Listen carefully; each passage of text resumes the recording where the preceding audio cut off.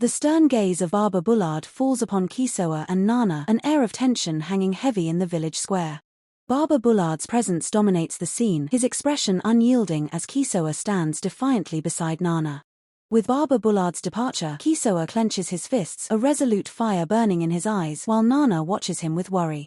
Kisoa charges forward, his blade poised as the massive griffin monster descends from above, talons extended for a devastating strike. The formidable insectoid dungeon monster unleashes a powerful roar, its armored body an imposing barrier against Kisoa's relentless assault. Kisoa deftly dodges a crushing blow from the colossal insectoid dungeon monster, seeking an opening in its hardened exoskeleton. A moment of peace washes over Kisoa and Nana, their shared journey forging an unbreakable bond amidst the trials they face. Elsewhere, the noble Sir Iligan stands confidently alongside Your Highness, their party ready to embark on a new quest. Kisoa trains rigorously, his movements precise and powerful, honing his skills for the battles that still lie ahead. A grim determination settles on Kisoa's face, his resolve unwavering as he pushes past his limits. Kisoa surveys a desolate landscape, the wind whipping past him as he contemplates his next move. Activating a hidden skill, Kisoa's body glows with a faint aura, enhancing his speed and perception. He leaps into action, a blur of motion, evading an unseen threat with incredible agility. Kisoa lands a critical blow, the impact reverberating through the air as his target recoils. He stands victorious, his chest heaving, but his gaze remains sharp, ever vigilant. A mysterious system notification flashes, hinting at a new quest or an impending challenge. Kisoa delves deeper into an ancient ruin, shadows stretching long around him, concealing unknown dangers. His senses heighten, detecting movement in the darkness, preparing for an ambush. With a swift parry, Kisoa deflects a surprise attack, his large dark sword a formidable defense. He unleashes a powerful counterattack, the force of his swing tearing through the air. Kisoa surveys the aftermath, a trail of defeated foes in his wake, his power growing with each battle. A new skill icon appears, signifying a significant upgrade to his combat capabilities. Kisoa pushes forward, driven by an unwavering resolve, his destination shrouded in mystery. He encounters a formidable barrier, testing his strength and strategic prowess. Summoning his inner strength, Kisoa shatters the obstacle with a single, devastating blow. Beyond the shattered barrier lies a breathtaking new vista, hinting at grander adventures. Kisoa stands on the precipice, gazing out at the vast world, his journey far from over. His eyes narrow, sensing a powerful presence in the distance, a new enemy or ally awaiting him. Kisoa grips his large dark sword, ready for whatever challenges the unknown path may bring. The path ahead is clear, yet fraught with peril, as Kisoa steps forward into his destiny. Kisoa's eyes widen in terror as he realizes he has been resurrected, only to immediately face the towering insectoid dungeon monster. A brutal blow from the monster sends Kisoa reeling, his blood splattering as he questions the agonizing return to life, exclaiming, "What's happening?" Kisoa's face contorts in pure horror, sweat beading on his brow as the reality of his situation crashes down, his breath catching in his throat. Lying broken on the dungeon floor, Kisoa looks up at the colossal insectoid dungeon monster, his mind racing with confusion. He's already dead, brutally slain, yet somehow, he's back, pondering, why am I? Kisoa's eyes dart around, a dawning realization washing over him as he looks at the downed insectoid dungeon monster. He understands now that he hasn't truly returned from the dead, thinking, no, it's not that. I didn't come back to life. As Kisoa's lifeless body lies beside the defeated insectoid dungeon monster, a system message reveals the truth. This is the power of the save and reset skill, gifted to him by Nana. Kisoa's terror resurfaces as he comprehends the endless loop, his force to relive this nightmare, dying and resetting repeatedly. He desperately tries to flee, shouting, "I don't wanna, even if I run away." Panting heavily, Kisoa's eyes are wide with a grim truth. He acknowledges the inescapable reality of his situation, his fear evident in every bead of sweat, muttering, "Huff, that's true." With a defeated expression, Kisoa closes his eyes, a dark thought crossing his mind, "If I die, I won't feel this pain." Kisoa stares at his system screen, specifically at the save and reset skill, a surge of realization hitting him. Meanwhile, Nana, the one who granted him this power, smiles serenely, oblivious to his torment. Kisoa frantically examines the system screen, desperate to understand how to deactivate the save and reset skill. His finger hovers over the interface, thinking, what should I do? How do I turn it off? The insectoid dungeon monster delivers another crushing blow, and Kisoa reflects on his past attempts, realizing he's been mindlessly attacking the beast, thinking, I just attacked the insectoid dungeon monster like that. Despite his injuries, Kisoa registers a minor victory, his bruised and bleeding face showing grim determination, thinking, I managed to avoid its attack. Kisoa's body lies lifeless once more, the colossal insectoid dungeon monster looming over him. He acknowledges his repeated failure, another death added to his growing count, thinking, it killed me again. Kisoa, having died countless times, meticulously analyzes the insectoid dungeon monster's attack pattern. He describes how he dodges its right arm by squatting, anticipating its follow-up left arm swing, thinking, I don't know how many times I've died, maybe more than 100 times. With precise timing, Kisoa executes a roll to the right, skillfully maneuvering behind the massive insectoid dungeon monster, exploiting a momentary opening, thinking, I roll to the right of the insectoid dungeon monster, then hop behind it. Kisoa warns himself against a hasty escape, knowing that fleeing prematurely would only lead to another swift death. He reinforces his strategy, thinking, don't try to escape from it too quickly. Even though I could escape, I will get killed easily. Dodge to the right. Kisoa unleashes a furious attack on the insectoid dungeon monster's vulnerable back, declaring this precise strike to be the hard-earned result of over 100 deaths, thinking, this is the fruit of dying more than 100 times. Attack it. Success notification flashes as Kisoa escapes, but he acknowledges his attacks are too weak. He realizes he has only 25 seconds before the insectoid dungeon monster reawakens, a crucial window to search for hidden treasures within the dungeon, thinking, with this, I can escape, but my attacks are too weak. Kisoa's movements become visibly faster as he exploits his repeated combat experience, aiming directly for the insectoid dungeon monster's eyes. This critical strike grants him an extended window of 35 seconds before the monster fully recovers, thinking, I've already fought that insectoid dungeon monster many times, so my movements are getting even faster. Kisoa pushes off the dungeon wall, accelerating past the recovering insectoid dungeon monster, his determined sprint echoing through the narrow corridor. Kisoa lets out a sigh of relief, his face showing exhaustion but also triumph. He has finally succeeded in navigating the perilous path, a grim skull in the background a stark reminder of his past failures, thinking, phew, I finally succeeded. Kisoa stares down into a dark, spike-filled pit, the memory of countless impalements flashing through his mind as he recalls the brutal traps of the dungeon, pondering, how many times have I been impaled? Kisoa recounts another horrific memory, the room with the treasure chest where he was mercilessly beaten to death by a horde of 10 insectoid dungeon monsters, a scene of overwhelming defeat, thinking, in that room with the treasure chest, I was beaten to death by 10 insectoid dungeon monsters. Kisoa kneels before the imposing insectoid dungeon monster, a moment of silent contemplation or perhaps dread as he prepares for the inevitable confrontation. Kisoa charges forward with unwavering resolve, his journey intertwined with the mysterious figures of Nana and another powerful warrior, hinting at the challenges and alliances yet to come. Kisoa's eyes burn with fierce determination. He has already decided on his next crucial skill, a strategic choice that will undoubtedly turn the tide of his endless battles, thinking, I already know what skill I'm taking next. The next skill. Kisoa declares his next skill choice with absolute certainty, effortlessly dodging the simultaneous attacks of 2 insectoid dungeon monsters. He now perceives their movements in slow motion, a testament to his newfound ability, thinking, has to be this one. I can see them in slow motion. Kisoa recoils in shock, staring at his own hand, now a mangled, bloody mess. The sudden, brutal injury leaves him stunned and questioning, what? The insectoid dungeon monster unleashes a thunderous roar, and Kisoa is struck down once more. Despite his enhanced perception, the brute force of the monster still proves overwhelming, thinking, but... Kisoa narrowly evades the insectoid dungeon monster's attack, acknowledging his failure but immediately strategizing. He plans to utilize acceleration to dodge its offense, then use it again to storm the room, creating countless opportunities for a counterattack, thinking, missed. OOF. Kisoa narrowly dodges the insectoid dungeon monster's attack. Missed. OOF, he mutters, already strategizing his next move. He plans to use acceleration to evade its offense, then again to storm the room and create opportunities for a counterattack.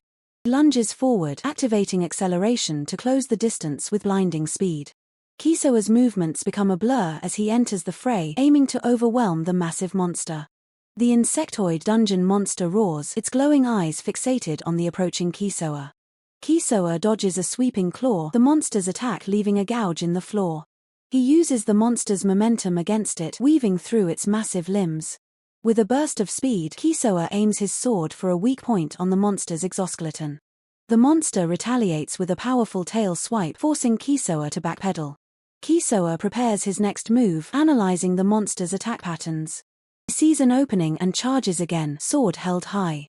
Kisoa unleashes a flurry of strikes, each blow aimed with precision. The insectoid dungeon monster roars in pain as Kisoa's sword finds its mark. He continues his assault, exploiting the damage he has inflicted. Kisoa uses acceleration to reposition himself, dodging a desperate lunge from the monster. The monster stumbles, its movements becoming more erratic. Kisoa sees his chance for a finishing blow. Gathers his strength, channeling it into his blade.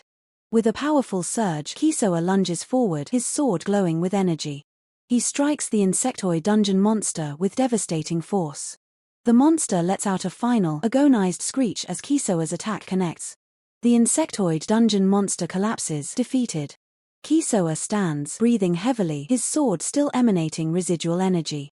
He surveys the defeated beast, a sense of accomplishment washing over him.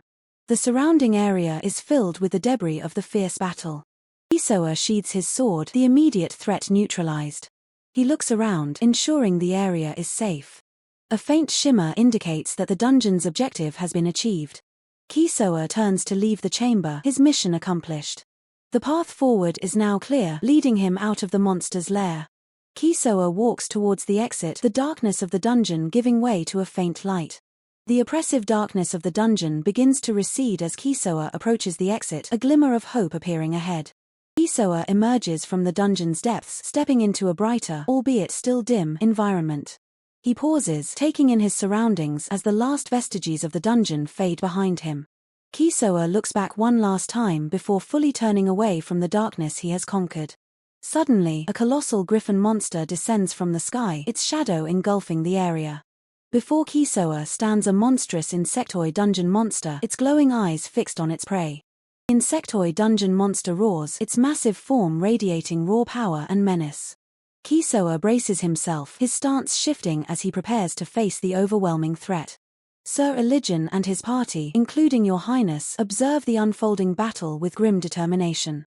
Kisoa charges forward, his large dark sword ablur as he engages the formidable insectoid dungeon monster. The insectoid dungeon monster retaliates, its massive claw swinging down with crushing force. Kisoa narrowly dodges the devastating blow, the sheer power of the attack shaking the ground. He counters with a swift, powerful slash of his dark sword, aiming for a weak point in the monster's armor. Sparks fly as Kisoa's blade strikes the monster's hardened exoskeleton, but it holds firm. The insectoid dungeon monster roars in fury, its multiple eyes burning with aggression. Kisoa presses his advantage, weaving through the monster's clumsy yet powerful attacks. He leaps, aiming for a strike at the monster's head, his sword held high. The insectoid dungeon monster rears back, preparing a devastating counterattack of its own. Kisoa lands, his sword whistling through the air as he unleashes a powerful downward strike. The blow connects with a sickening crunch, drawing a pained roar from the monstrous insectoid. Despite the hit, the insectoid dungeon monster remains standing, its sheer resilience a testament to its power. Kisoa readies his sword again, his eyes narrowed in concentration as he assesses his next move. The insectoid dungeon monster unleashes a torrent of acidic bile, spewing it towards Kisoa. Kisoa scrambles to avoid the corrosive spray, the ground sizzling where the acid lands. He uses the monster's momentary distraction to charge in close, sword ready for another strike. Kisoa plunges his dark sword deep into the insectoid dungeon monster's vulnerable underbelly. The monster convulses violently, a final, guttural scream tearing from its maw. With a final tremor, the insectoid dungeon monster collapses, defeated. Kisoa stands tall, his sword still embedded in the fallen beast, exhaustion etched on his face. The battle is over, and Kisoa has emerged victorious from the dangerous encounter. Nana smiles gently, her eyes warm. She speaks of someone named Namia. Nana relaxes on a plush bed and muses, so that's why. Kisoa looks bewildered, sweat beading on his forehead. A different world? Nana confirms with a playful yep. Then, with a knowing smile, she asks Kisoa, "You don't believe me?" Nana leans against Kisoa, a soft expression on her face as she asks, "Are you hungry?" Kisoa feels a strange connection to Nana, admitting, "I feel strangely close to her." Suddenly, Nana's stomach growls loudly. Nana, now dressed in armor over her tunic, declares with determination, "From now on, I'm going to do the best I can to cook for you." Nana diligently prepares food in the kitchen. Meanwhile, Kisoa sits in the living area, observing. Kisoa eagerly devours a piece of roasted meat, exclaiming, "Yeri, really?" Kisoa, looking exhausted, murmurs, "Yeah, today was pretty tiring, I think I'm going to bed." Nana looks surprised, her eyes wide. Kisoa, are you crying? Did I add too much spice? Nana proposes with a cheerful smile, we can both sleep in the bed together. Nana's expression shifts to one of playful mischief, accompanied by a soft oops. Kisoa reacts with shock and confusion. What are you? Nana, leaning in close, whispers, huh. Nana, with a seductive smile, invites Kisoa, try touching them. She then asks, can you feel my heart racing? My chest. Nana whispers Kisoa's name, her gaze intense. Kisoa, flustered, calls out, wait. He seems overwhelmed, questioning, what could I have done to deserve? Kisoa, wide-eyed and stunned, exclaims, you saved me.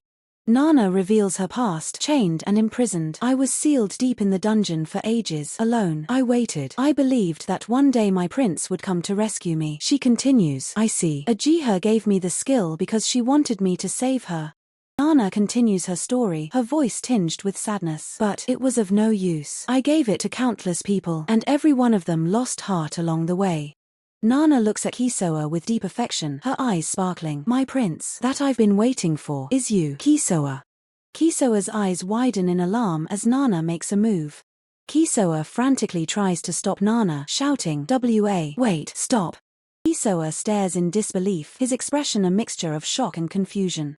A close-up on Nana's legs, clad in intricate, patterned stockings, bathed in an ethereal light. Kisoa turns away, his body tense, a dark number 6 appearing on his back. Nana lets out a distressed sound. Kisoa makes a strange, muffled sound, his cheeks puffed out in surprise or discomfort. Kisoa, eyes wide with a mixture of shock and embarrassment, gasps, why did this? Kisoa clutches his arm, sweat pouring down his face, his expression one of utter distress. Kisoa clutches his arm, sweat pouring down his face, his expression one of utter distress. She killed herself because I rejected Uchiha. A close-up on a woman's chest, sweat beading on her skin, hinting at her distress. Kisoa, hands gripping his head, cries out, I don't know. He scrambles forward, a figure in the background appearing to be hanging, as Kisoa shouts in anguish. As he reaches out, Kisoa desperately claims, I am not a bad guy. Trapped against a cracked wall, Kisoa screams, his hand outstretched in a plea. He crawls desperately, his eyes wide with panic. This. Kisoa scrambles through debris, his expression a mix of fear and desperation. He flees down a hallway, flames erupting from a wall to his right. The hallway is engulfed in intense flames, with sharp, explosive sound effects. Kisoa recoils in terror as a fiery, monstrous leg slams down towards him. Engulfed in flames, Kisoa cries out, I came this far because of Uchiha. Kisoa gasps, overwhelmed. A thought crosses Kisoa's mind. Did I reset? Kisoa's eyes widen in distress as he recalls, Uchiha ended up killing herself because I rejected her. Kisoa stands, his expression troubled, a faint su sound effect indicating a moment of pause. Looking at a dark stain on the ceiling, Kisoa questions, what was I supposed to do? Kisoa walks down a long, stone corridor, the path ahead illuminated. A smiling woman, Namia, appears before Kisoa. Namia, but... Kisoa's expression turns serious as he declares, no, Namia is my girlfriend. A young woman, presumably Namia, is encased in chains within a glass-like structure. Kisoa extends his hand, his gaze determined. Okay, so this time, I will accept her love. The chained woman, Namia, looks up with a surprised expression. And if I just rewind, she will always be here. Chains around Namia explode outwards with immense force. Kisoa looks at a woman with a butterfly ornament in her hair. This way. A woman in armor, identified as Uchiha, looks on. Uchiha looks at Kisoa, a silent ellipsis indicating an unspoken thought. Uchiha's expression is serious as she looks at Kisoa. Kisoa exclaims with a smile, it's Kiska. Kisoa and the woman with the butterfly ornament stand facing each other, a moment of quiet contemplation. The woman with the butterfly ornament stares intently, her expression unreadable. Well, Kisoa, I've never heard of you. Kisoa, taken aback, stammers, wondering why you smell so bad. Her gaze sharpens, a hint of suspicion in her eyes. This girl is somehow different than before. She looks exactly like Uchiha, but... Kisoa flinches, a wave of confusion washing over him. What is this bizarre feeling? As the realization dawns, Nana murmurs, come on, I see. Nana looks at Kisoa, her expression softening slightly. Uchiha. Kisoa, still bewildered, thinks, this is the girl that gave me the skill, save and reset. It's only natural that she would assume I have seen her before. Nana touches her head, a troubled look on her face. This isn't your first time meeting me, huh?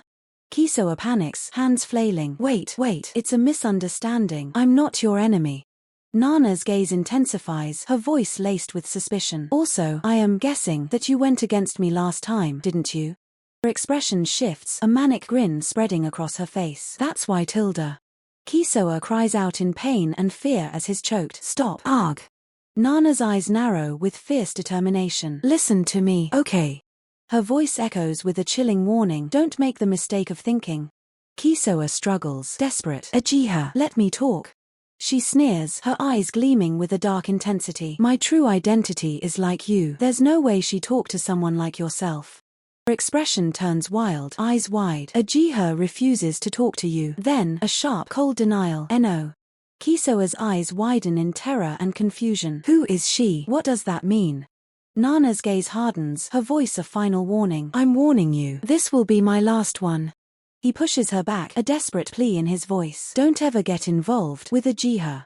Kisoa's face contorts in shock and pain, and as soon as she said that, she snapped my neck. A disoriented Kisoa gasps, his vision blurring. He looks around, bewildered and terrified. I don't.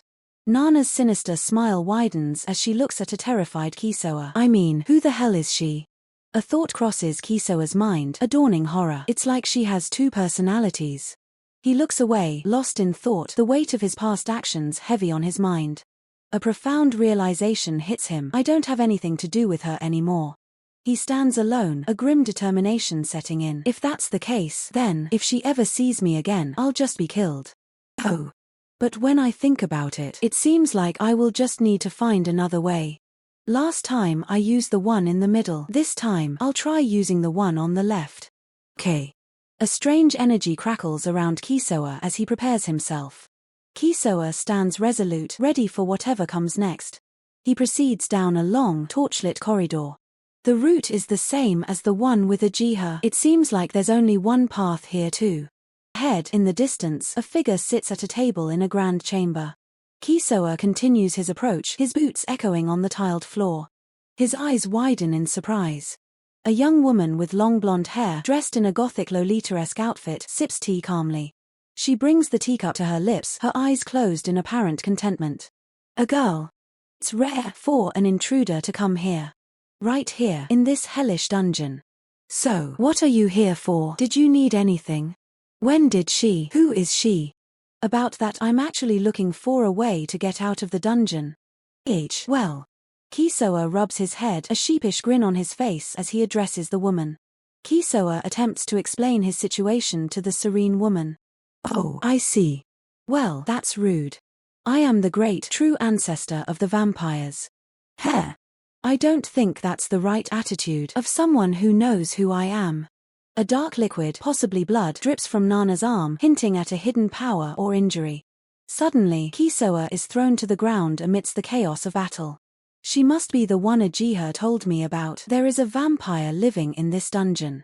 Kisoa mutters to himself, questioning who could have killed him. A terrifyingly beautiful woman, Judith, reveals herself, her smile sharp and menacing. Kisoa recoils in shock, recognizing her as the true ancestor of vampires. Judith's expression shifts to one of manic intensity as she speaks. She claims she cannot fight someone who attacked her for no reason. She sips from a teacup, her demeanor suddenly calm and innocent, contrasting sharply with her previous intensity. She comments on being dressed like an innocent girl in pretty clothes. Kisoa stands, his expression a mix of confusion and apprehension. The background hints at a grim scene with what looks like a severed foot. Suddenly, Kisoa breaks into a determined sprint, his fists clenched. A powerful force, possibly an attack, erupts behind him. Continues to run through the dungeon corridors, seemingly driven by a singular purpose. He thinks to himself that this leaves him with only one option. Kisoa pauses, gazing at three large, intricate magical circles on the floor. He realizes this is the third route. He looks around, a bead of sweat on his brow, his expression conveying a sense of unease or anticipation. Kisoa stands resolute, his gaze fixed forward. The dungeon walls press in, creating a claustrophobic atmosphere. He muses internally, referencing Uchiha and Judith, as if drawing a comparison. As Kisoa walks, he expresses a hope that this particular path doesn't involve ferocious people. Sudden exclamation of surprise escapes Kisoa as something unexpected catches his attention. A strange, vine-like structure is depicted, its form organic yet unsettling. Kisoa's eyes widen in disbelief as he sees a magnificent, dark sword embedded in a pedestal. He exclaims, "It's a sword." He contemplates the weapon, realizing its potential. Then it could help me get out of this dungeon, he thinks. A flicker of doubt crosses Kisoa's face. He acknowledges that he has come this far without a weapon, questioning the implications of wielding such a powerful artifact. Kisoa reaches out, his hand hovering over the hilt of the formidable sword. With a determined sigh, Kisoa decides to test his luck. "Well, let's give it a try," he resolves. Kisoa's eyes widen in shock and perhaps pain. A guttural scream erupts from Kisoa as he clutches the sword, his body racked with an unseen force. Energy crackles around him. The sheer agony is depicted through the overwhelming sound effects and Kisoa's contorted expression. He cries out that a sharp pain shot through his entire body. Despite the agony, Kisoa's grip on the sword remains unyielding. He states, "I couldn't let go of the sword." Kisoa's struggle is evident as he strains to hold onto the sword. He admits that after that ordeal, he fainted. Kisoa awakens with a gasp, disoriented but alive. "I'm alive," he whispers. He lies on the ground, still recovering from the intense experience, the sounds of his labored breathing filling the silence. Kisoa stands, holding the dark sword. He acknowledges the pain he endured, stating, "That was painful." A sudden realization or apprehension washes over Kisoa's face, and he mutters, "Shit." His eyes widen in shock and confusion as he stares at something off-panel. What is this?" he exclaims. A strange, eye-like sigil pulses with dark energy, affixed to a massive sword. Kisoa stares at the sword, his right arm now grotesquely fused with the dark, demonic hilt. "My right arm," he murmurs, disbelief etched on his face. He realizes the horrifying truth. It's one with the sword. The fusion is complete. A gasp escapes Kisoa as he struggles with this new, terrifying reality. And he begins, his voice trembling. The immense weight of the fused arm and sword bears down on him. "It's so heavy," Kisoa groans, the strain evident. Standing amidst the debris of a battle, Kisoa clutches the colossal sword, his expression a mixture of shock and uncertainty. "What should I do?" he wonders aloud. Sweat beads on Kisoa's forehead as he reflects on his predicament. "Shit, I finally managed to make some progress, but," he mutters, frustrated, "now I can't even move my arm with this. The sword's power is overwhelming." The massive sword, now an extension of Kisoa's arm, scrapes against the ground, its dark energy crackling. Monstrous werewolf stands tall, its rank displayed, A rank werewolf. Below, a smaller version of the creature howls. Kisoa's eyes widen in terror, a choked "ah" escaping his lips. He looks utterly overwhelmed.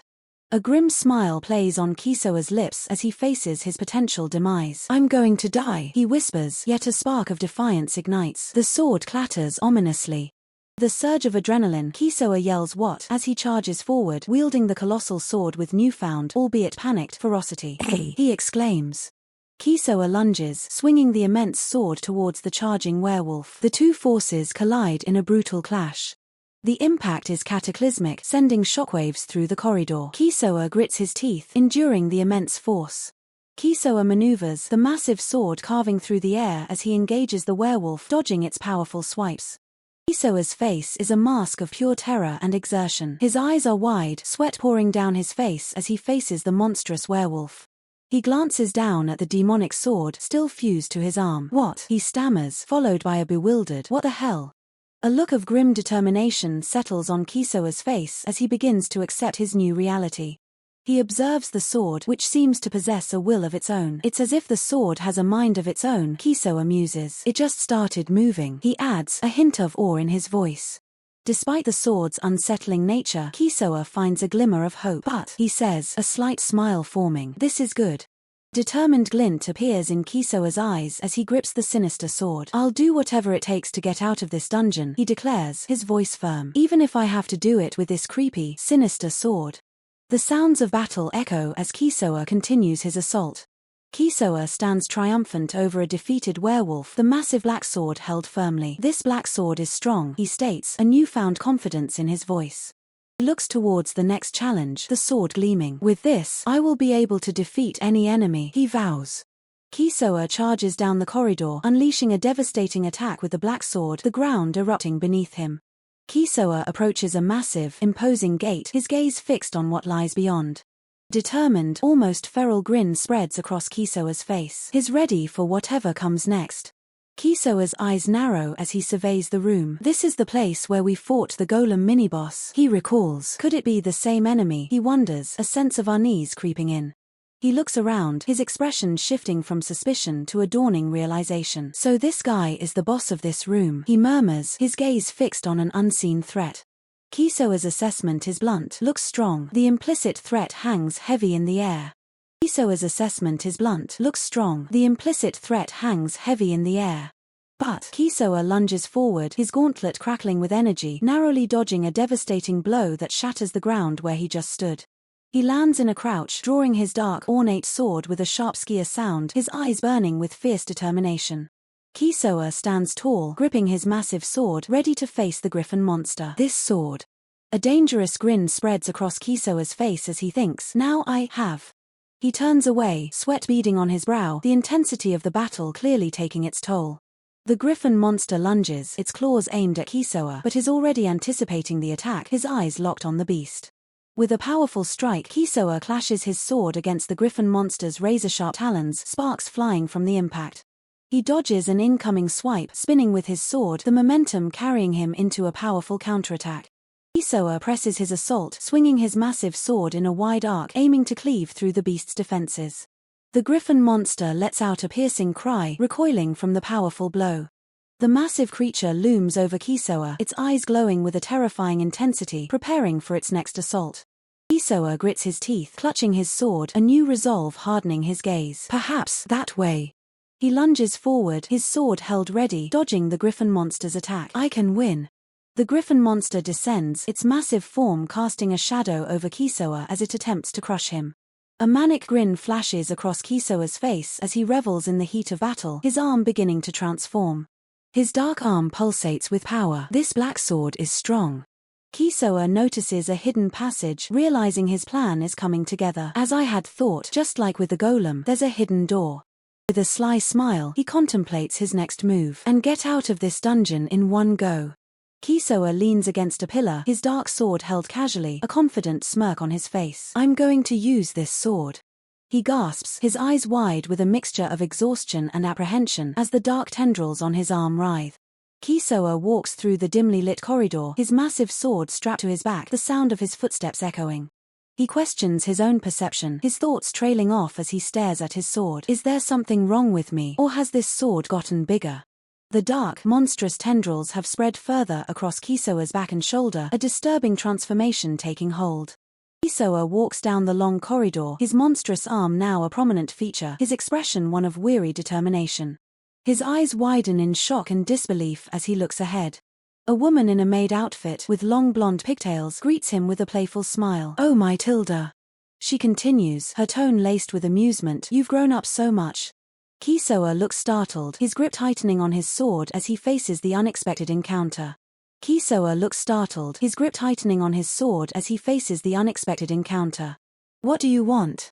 And as for what I want, it's obviously it's to destroy that parasitic sword on the right half of your body. That sword you're holding. Parasitic sword. I thought it would be fine, since this dungeon is rarely visited by humans. It's a very dangerous thing and grows by feeding off people, and even some monsters. But I guess these things happen. So, you. Yes, that's correct. You're quite. You mean, you're going to kill me now? Intuitive. You're very good. When? What is she? She really tore off her arm. This is. Well then, please die. The parasitic sword. What with this parasitic sword? I can't lose. This won't be a simple task, Fufu. It's not so easy to deal with that sword when it's grown to this degree. This is. Can I do it? Pan. Well, in that case. Shallow rainstorm. Key dash. I didn't want to use this technique because I'd lose the use of my left arm for a while, but. Key. I died again. Kisoa collapses, overwhelmed by despair. Shit, I don't know what to do. Kisoa's arm transforms, and Nana warns him, see if we can sort this out. When I break the seal, I'll be killed by someone in the form of a Jiha. Nana continues, when I use the first teleportation circle, I will encounter the sealed Uchiha. She sips her tea, unfazed, adding, when I use the second teleportation circle. Kisoa, clearly injured, looks at Nana. Then be killed by Judith. Kisoa's expression hardens as he declares, the third teleportation circle gives me the parasitic sword puppet which allows me to proceed deeper into the dungeon. Kisoa lies defeated and broken. Well, if I want to live as long as possible, I guess I'm gonna have to take a third route. I should aim to. Nana smirks behind him. Kisoa grits his teeth, and then I'll get through the dungeon.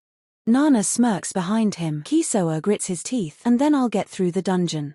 Kisoa stands before a glowing portal, realizing that means.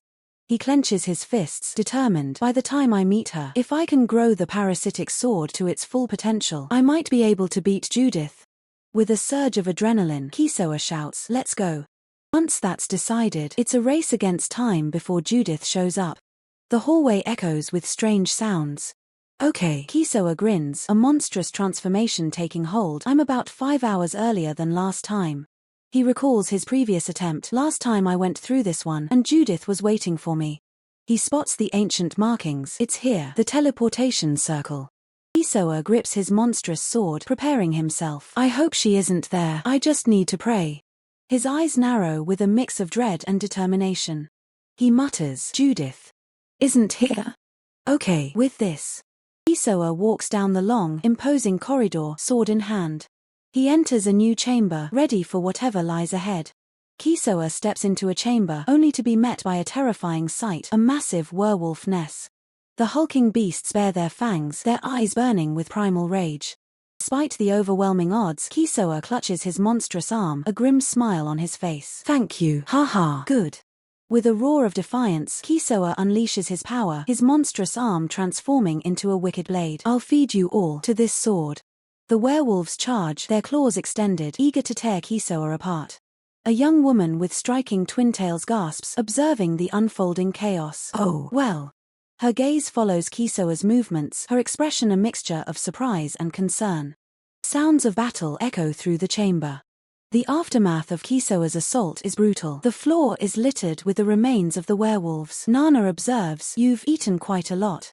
Kisoa, still partially transformed, acknowledges the grim reality. This is going to be a bit of a challenge to beat. Nana, with a sly smile, comments on Kisoa's monstrous arm. The sword seems to have grown considerably. Her eyes widen in shock as Kisoa's monstrous form becomes more apparent.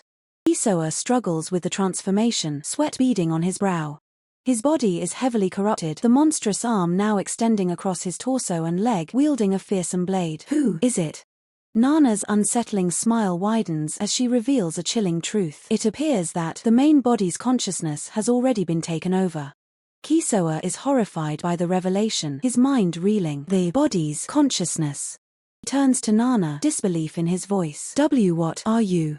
Nana dismisses his concern with a sinister smirk. It doesn't matter. She lunges forward, her transformed arms becoming deadly blades. I'm going to kill you. Nana, now fully embracing her monstrous form, offers a twisted challenge. Well then, I'm going to give you a chance to fight back. The monstrous paws of a defeated werewolf lie on the floor. Kisoa sits alone in a dark corridor, overwhelmed by despair, clutching his head. Another defeated foe lies on the ground, a testament to Kisoa's power.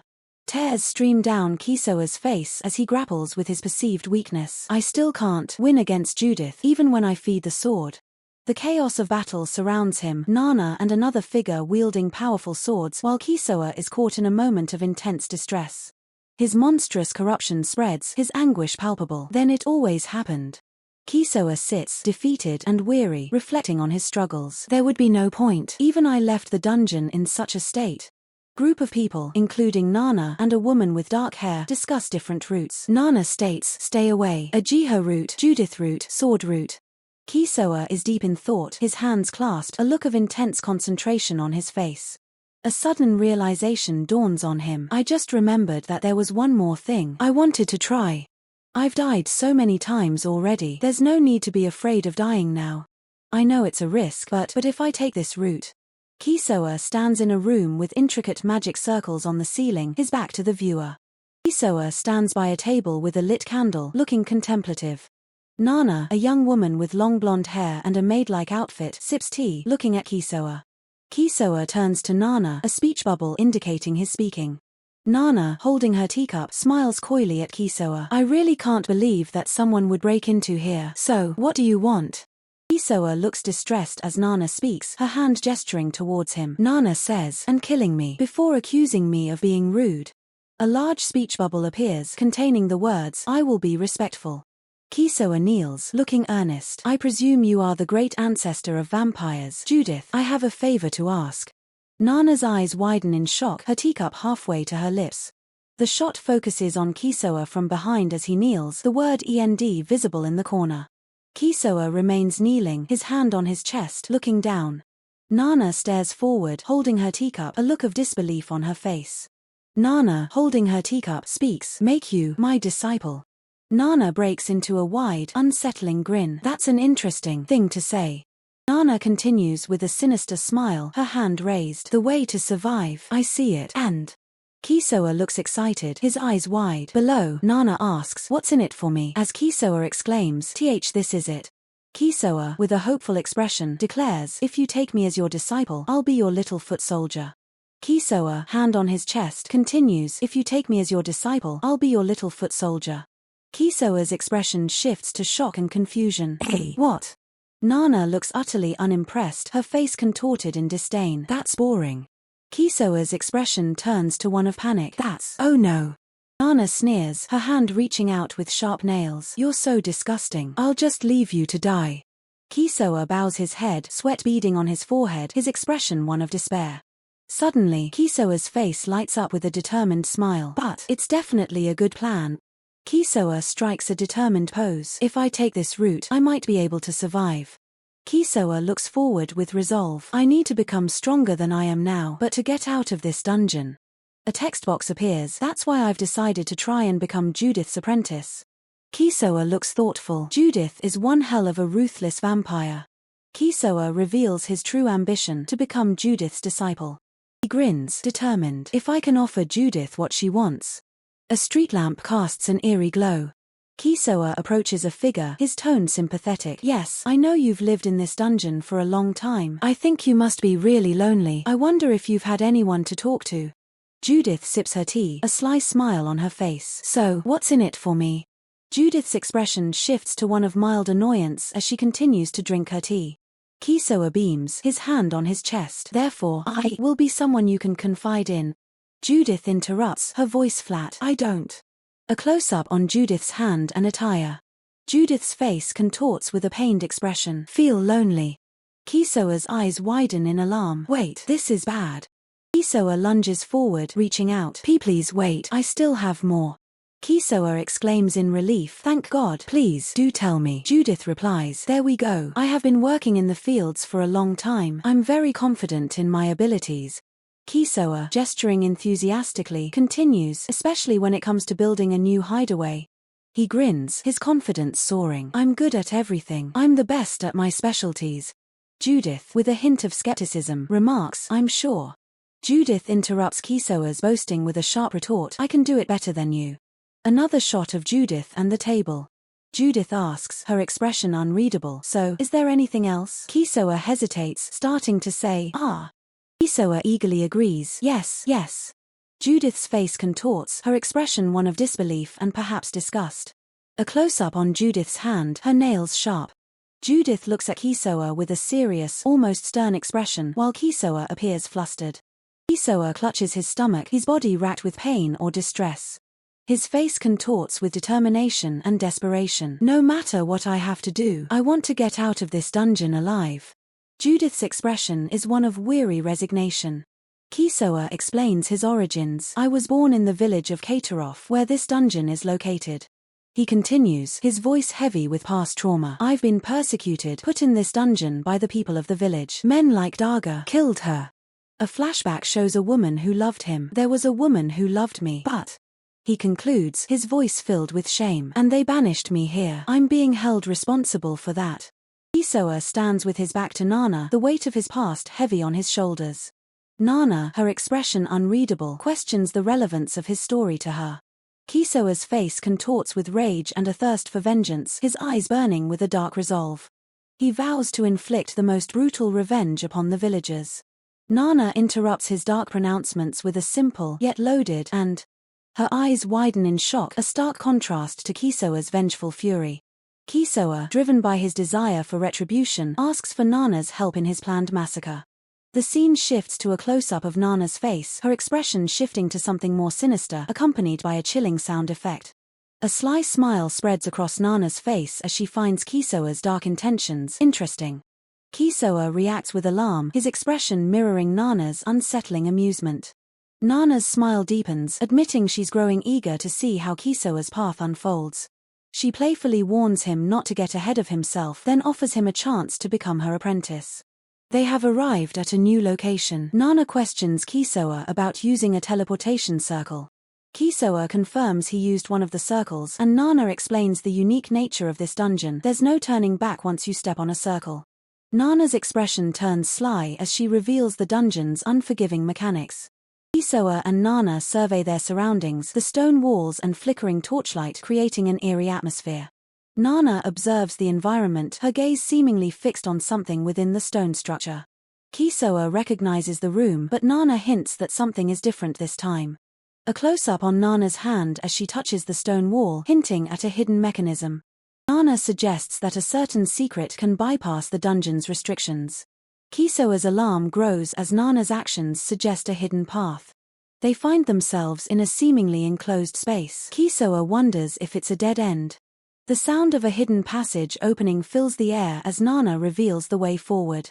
Nana points out that even in such a place, hidden passages exist. Another close-up of Nana's hand reaching out as if activating something unseen. Kisoa stares in disbelief at the appearance of a fearsome, dark sword. Nana stands confidently beside the ominous sword, her expression unreadable. Nana introduces the sword as a puppet sword with troublesome properties while Kisoa looks on with apprehension. Kisoa expresses his inability to even touch the sword, revealing its parasitic nature. Nana's confident, almost mocking, smile suggests she knows more than she's letting on. Kisoa stares in disbelief as Nana, with a knowing smirk, tells him he's sure to fail in the end. He vehemently refuses, insisting he'll do it, but Nana's smile turns menacing as she declares she'll kill him if he refuses. Kisoa agrees, and Nana instructs him to grab the massive sword by its blade, not the hilt. Nana, with a playful yet sinister expression, prepares to demonstrate. As Kisoa grips the blade, he cries out in pain, admitting it hurts terribly but is better than holding the hilt. He struggles to pull the enormous sword free, his face contorted in pain and effort. With the sword partially out, Kisoa, still in agony, asks Nana what to do next, to which she chillingly replies, "Swallow it." He screams in desperation, realizing that if he doesn't comply, Nana will kill him anyway. His eyes widen in shock and horror. Nana, with a disturbing smile, gives further instructions. While looking up, start with the tip of the sword. Make sure to do it from the back of the throat. Kisoa, in utter agony and terror, attempts to follow Nana's horrific command, forcing the sword into his mouth. Suddenly, Kisoa is flung through the air, his consciousness momentarily fading. A colossal, single eye appears in the darkness. The eye speaks, its voice echoing in the void. "Is it you? Are you the one who wants to be my master?" Kisoa, disoriented and terrified, shouts back, "Who are you?" A monstrous mouth appears below the eye, and a voice declares, "I am what you might call the sword's main body." Kisoa, still reeling, asks, "So you are the sword? Where are we though?" The eye responds, "Your place is your deep world." Kisoa realizes, "I guess you mean that we are in my mind." Sword's main body states, "I need you to do something for me." Kisoa, looking desperate, pleads, "I need you to lend me your power." The colossal eye and mouth stare back, a silent, powerful presence. Kisoa looks stunned, a single word escaping his lips. He questions, "It's that easy? Is that okay?" He continues, his voice filled with apprehension, "I was afraid that you'd say no. I thought you'd." The sword's main body retorts, "You're the one who asked for it." Kisoa stammers, "Well, it's not that. I just meant." The sword's entity firmly states, "No, I won't." Kisoa mutters, "That smells familiar." He looks back, a strange sense of recognition dawning on him. Kisoa asks, "Smells familiar?" "Yeah." He continues, "So I just thought I could come with you. Come on." The scene shifts to Kisoa waking up in a shelter, stretching exuberantly. The narration explains he spent the night there after officially becoming a disciple of Judith. Kisoa jolts awake, a surprised hic escaping his lips as he finds himself in a soft bed, still dressed in his simple tunic. He looks around, a hint of confusion in his eyes as he seems to recall Judith-sama's presence. A woman with long pink hair and a playful smile greets him, her eyes sparkling with mischief. "Good morning," she purrs, her voice laced with a hint of teasing. "You're up early." She continues, her gaze lingering on Kisoa with an unnerving intensity. "I still don't know where to keep an eye on it," she muses, her smile widening. Kisoa, now fully awake and looking more determined, asks a young woman with long blonde pigtails, "What skills do you have?" She replies, "Well, I only have the provocative skill," followed by a sly grin. Kisoa then reveals his own abilities. "Actually, I have 2 skills, provocative and save and reset," he explains with a confident smile. "But I think it's better to hide save and reset." A hallway stretches before them, the atmosphere thick with anticipation. The young woman gasps, "OHH," as Kisoa responds with a simple, "Oh." The sound effects suggest a sudden shift or realization. The woman with the pigtails, now seeming much older and more imposing, declares, "So every corner of this place is in my head. I have lived here for almost 1,000 years. As they walk down the corridor, she adds, "There is a mysterious way here," a low chuckle echoing in the silence.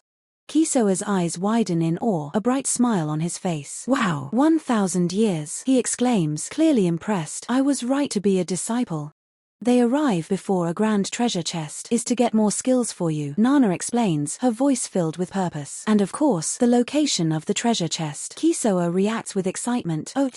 With a confident smile, Nana announces, "Now, let's go." The air crackles with anticipation as they prepare to face what lies ahead. Kisoa looks around, a slight frown of concern on his face. "This is the deepest room." "Ah," he murmurs. "We have gone all the way through this mystery with almost no bad guys." They stand before a massive, ornate door. A voice from within the room states, "The room contains boss." To escape from this dungeon, the imposing door suggests a formidable challenge awaits.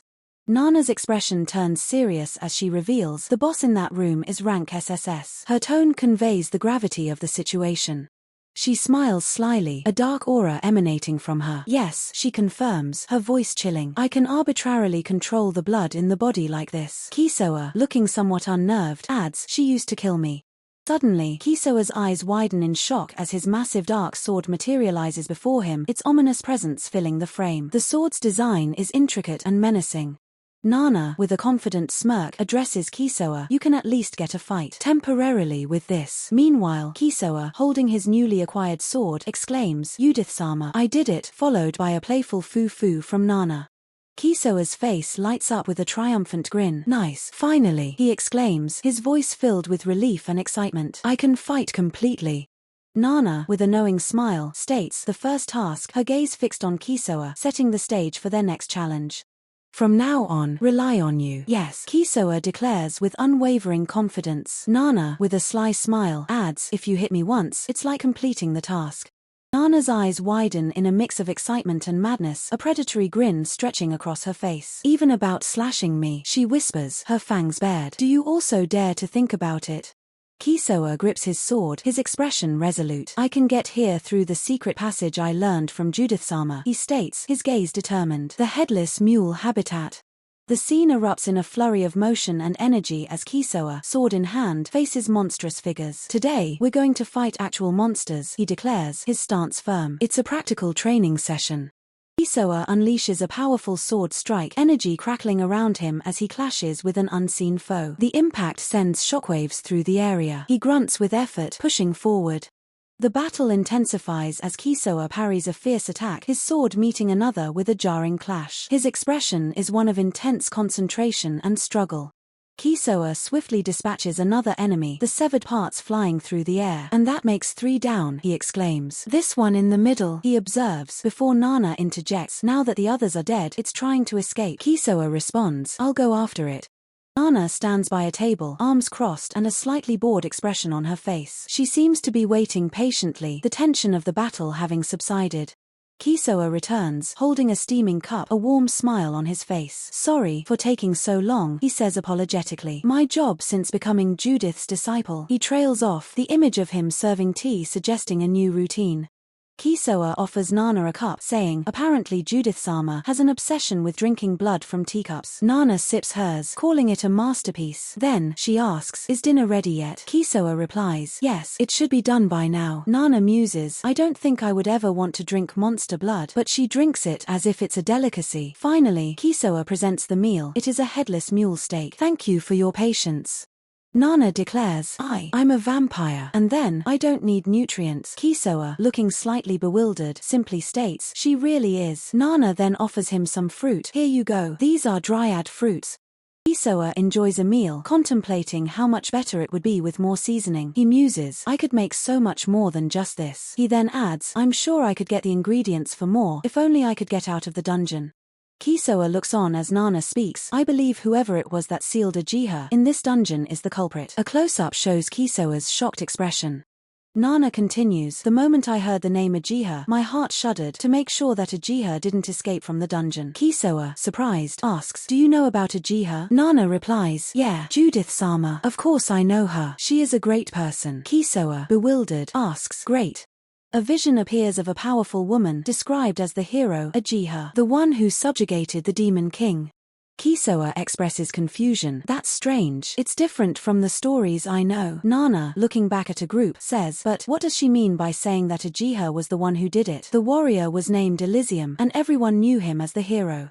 Kisoa seems troubled as Nana says, Kiska, I have only one thing of advice for you. No matter what you do, you must never break her seal. Nana warns Kisoa, she is the one who defeated the Demon King, but she has the power to destroy the world. I can't imagine what would happen if you broke her seal. Kisoa confesses, well, I already opened her seal during one of my lives in an alternate timeline. Nana reacts with concern, well, because of that. Kisoa adds, I understand. Nana then says, I hope that doesn't cause any problems. Kisoa, with a cheerful wave, tells Nana, well, I didn't eat it. I haven't eaten any at all, and Kisoa's expression turns grim as he thinks, this feels like a master-slave relationship. He then says, well, let's go to bed now. Nana simply replies, yes. A magical circle is depicted on the floor, emanating power. A figure walks down a grand hallway, the name Judith-sama displayed above. Kisoa's face is shown with a determined expression as he declares, I'll utilize them to the fullest, the wisdom and experience that you've given me. Kisoa faces a monstrous, dark entity surrounded by fiery projectiles. The entity has a single, large eye and a gaping maw. Kisoa exclaims, it's Kiska. Kisoa seems taken aback, his eyes wide. Kisoa pleads with the entity, I need you to do something for me. Please lend me your power. The monstrous entity, in distress, questions, what should I do? Kisoa, surprised, asks, The entity continues, but if it's like before, then it should have readily agreed. The entity ponders its next move. Kisoa, bewildered, shouts, What's the problem? Kisoa looks distressed as fiery projectiles rain down. The entity contemplates its nature, stating, since I feed off of humans like a parasite, if I were to take over the body completely, then wouldn't I? Couldn't you become human? The entity's monstrous form is shown amidst the fiery projectiles. Kisoa, surprised, asks, couldn't you become human? The entity replies, I've controlled many humans, but I've never tried to become one. Kisoa then asks, so, you're saying you'll lend me your power, right? Kisoa's expression is a mix of hope and disbelief as he asks for confirmation. The entity, surrounded by flames, states, surprisingly, obeying you instead might bring me closer to becoming human. It then adds, obeying you feels like my destiny. Spin. Kisoa reacts with shock. What? Kisoa lunges forward as the entity agrees to obey. The entity declares, I will obey you faithfully. Kisoa, surprised, exclaims, what? Kisoa looks astonished as he hears the entity's declaration. A system notification appears, skill, Lord of the Parasitic Puppet Sword, obtained. Below it, another notification reads, obtained derived skill, Black Sword. Kisoa grins, holding his new weapon. Kisoa holds his new black sword with a determined look, stating, with this, I can fight again. Kisoa stands before a pedestal displaying various item tiers from S to C and a chest. He looks intently at the display, thinking, alright, after this is the random skill from the Crystal of Wisdom, but last time, I obtained the attribute granting skill, but I never got to use it. With my current strength, I'll hunt the monsters I can handle. The treasure chest with the Crystal of Wisdom is right in front of the boss's lair. That means it'll take time to get there, not to mention the danger. It's pointless for me to head there right now. More importantly, alright, let's go with this plan. Swipe. And level up my swordsmanship. Pop. Skill points acquired. Huff. I've acquired enough skill points to meet the level up conditions. The skill, swordsmanship, has leveled up. Whoosh. Alright. Thud. I definitely can't meet Judith-sama. Not right now. Starters, we aren't close in this life. If we were to meet, there's a chance I'd be killed on sight. Like a vengeful spirit, a Jiha would probably come to kill us. What am I even supposed to do here? What's wrong? You look troubled. Puppet sword. You can talk. I am a little surprised as well. I see. It may be because you and I are very compatible, Master. I guess so. I thought it would take a little longer for me to develop the ability to speak, but I want to acquire a lot of skill points. Do you know any good ways to do that? But first, let me guide you there. For real. Of course. This way, Master. Now, follow my instructions. If I remember correctly, around here should be a switch that will take you to the second stage. Shove. Which one? Ah, this one. A previous master of mine stumbled upon it by accident. I see. Why do you know about this place anyway? Ah, that being said, this hidden passage could be one that even Judith-sama doesn't know about. Master, let me give you a piece of advice. Haha, what a silly joke. Flash, Master, here they come. With this, you'll be able to earn a great amount of skill points. The golden living armor. Well, it seems like there are about 20 of them. I can earn the skill points if I— Wait, aren't I screwed? What do you think, Master? Can you win? Shall we begin hunting these weaklings? Secret class. Can we defeat it? Well, SS rank monster. That depends on you, Master. My last master got taken out by this guy, though. I see. But, ahaha, you said it, Master. Right. Our teamwork isn't just for show. Rush. I won't lose to just any ordinary enemy. I've fought countless battles using the puppet arts. Alright, these henchmen are still in the way. Let's take them out in one go. Illinois spin / H tilde. Thud crash. Right, maybe I'm a genius. Actually, this is my second time. You pulled off that technique so smoothly, even though it's your first time using it. Step clank, that is left. Goo. Knight Rider is you. Slide. It has a huge range, and it hurts. Black sword, can you get me into his range? Yeah, I'll give it a try. Thrust, jolt, / TCH. Grab. Raise. Clash. Damn, he is too good with his spear. Step, I can't deal any damage to him. At this rate, I am going to lose. At this rate, I'm going to lose. TCH. IT can't be helped. Let's use that puppet sword. Kisoa grips the strange, eye-adorned sword, his expression grim. Ah, fine, but you might die, Master. Raise. I am used to dying. Wild grin spreads across Kisoa's face, sweat beading on his brow. I told you before, didn't I? Kisoa leaps into the air, sword raised, aiming for the armored knight. If I can't deal damage because of the spear, then I'll crush it along with him. I won. System message, you have defeated a monster. You have earned skill points. Yes, that's right. With this, I can reach level 3, right? Kisoa checks his status screen, which displays his skills and SP. Expand. Kisoa stares in shock at the massive, grotesque creature that has appeared. What is that form? This form is exactly what I've been looking for. But you are no longer in the form of a sword. What can you even do in that form? Of course. I can eat. Monster lunges, its massive jaws closing around Kisoa. Munch. Thank you, Master. With this, I can finally become a human. Kisoa collapses, his body racked with pain or exhaustion. Puppet sword. You too, her tilde. Darn, I was fooled once again. Darn, I was fooled once again. I never expected that the puppet sword's goal. So in that case, the puppet sword for my plans, I should probably stop using it. Should I try to rely on my swordsmanship skills? And steal the golden living armor's sword? Kisoa sits in contemplation, a thought bubble hanging above him. There's something about that smell which makes it so nostalgic. Damn. Kisoa turns away, his expression troubled. Oh, I see.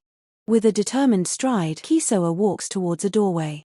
He enters a dark, cavernous space, confronting a monstrous insectoid dungeon monster amidst falling fiery projectiles. I have my own plans too. The camera pans up to the cracked ceiling. Master, it's nice to meet you. Kisoa spins rapidly, his movements a blur of motion as he prepares to attack. Massive knight in golden armor lunges forward with a powerful slash. Whoa. That's amazing, Master. To think you defeat everything. I'm really impressed. Kisoa looks down, his expression unreadable. To level me up to level 3. Alright, quickly use the skill points we've earned. Let's not do that. No. Close up on the insectoid dungeon monster's eye and mouth. Why not? If I become level 3, I'll be even more powerful. See, come on, hurry up. Puppet sword. You intend to eat me, don't you? I've already noticed what's going on here. ECH. A close-up on the insectoid dungeon monster's face. Why do you know everything? This is such a hassle. Not even going to try to cover it up a bit more? So annoying. And rely on my swordsmanship skills. Kisoa looks onward, his expression thoughtful. A grotesque, multi-eyed creature with a gaping maw lunges forward, its form shrouded in shadow and speed lines. Its single, massive eye stares with primal intensity. Kisoa's eyes widen in shock and disbelief as the creature's monstrous head lunges towards him. Do you really think you outsmarted me? He gasps, the sound of metal scraping against metal echoing. The creature's fangs scrape against Kisoa's neck, drawing blood. He struggles, sweat beading on his forehead as he realizes the horrifying truth. You can't be using your autonomous functions. Damn, puppet sword. Kisoa, his face contorted in desperation, looks at the creature. Hey master, he calls out, his voice strained. To think you would act like this. Kisoa, now partially entangled with the creature, shifts his stance, gripping his massive dark sword. He offers a grim choice. Since we're at it, I'll let you choose.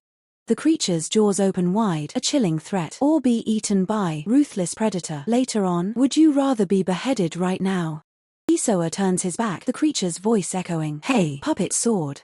The sound of scraping intensifies as the creature's fangs continue to grind against Kisoa's armor and flesh. Kisoa's face is etched with fear and a desperate plea. How about we negotiate? The creature's single eye swivels, its maw splitting into a chilling grin. Negotiate, it echoes, followed by a simple, chilling affirmation. Yeah. A calm, almost conversational tone emerges. Since you want to become human, it wouldn't be interesting to behead me here right now. That's true, a voice agrees. Creature's voice shifts, a predatory gleam in its eye. So from my perspective, I'd prefer if you to be eaten by the predator instead. The words hang in the air, a chilling proposition. And take me to the guy who is going to be. Kisoa stands over a fallen figure, his massive sword held ready. His expression is grim as he addresses the creature. Then hurry up. Split panel shows the creature's chilling agreement. Eaten in your place, master, and a more distant voice, perhaps Kisoa's, responding. Got it, followed by a resigned yeah.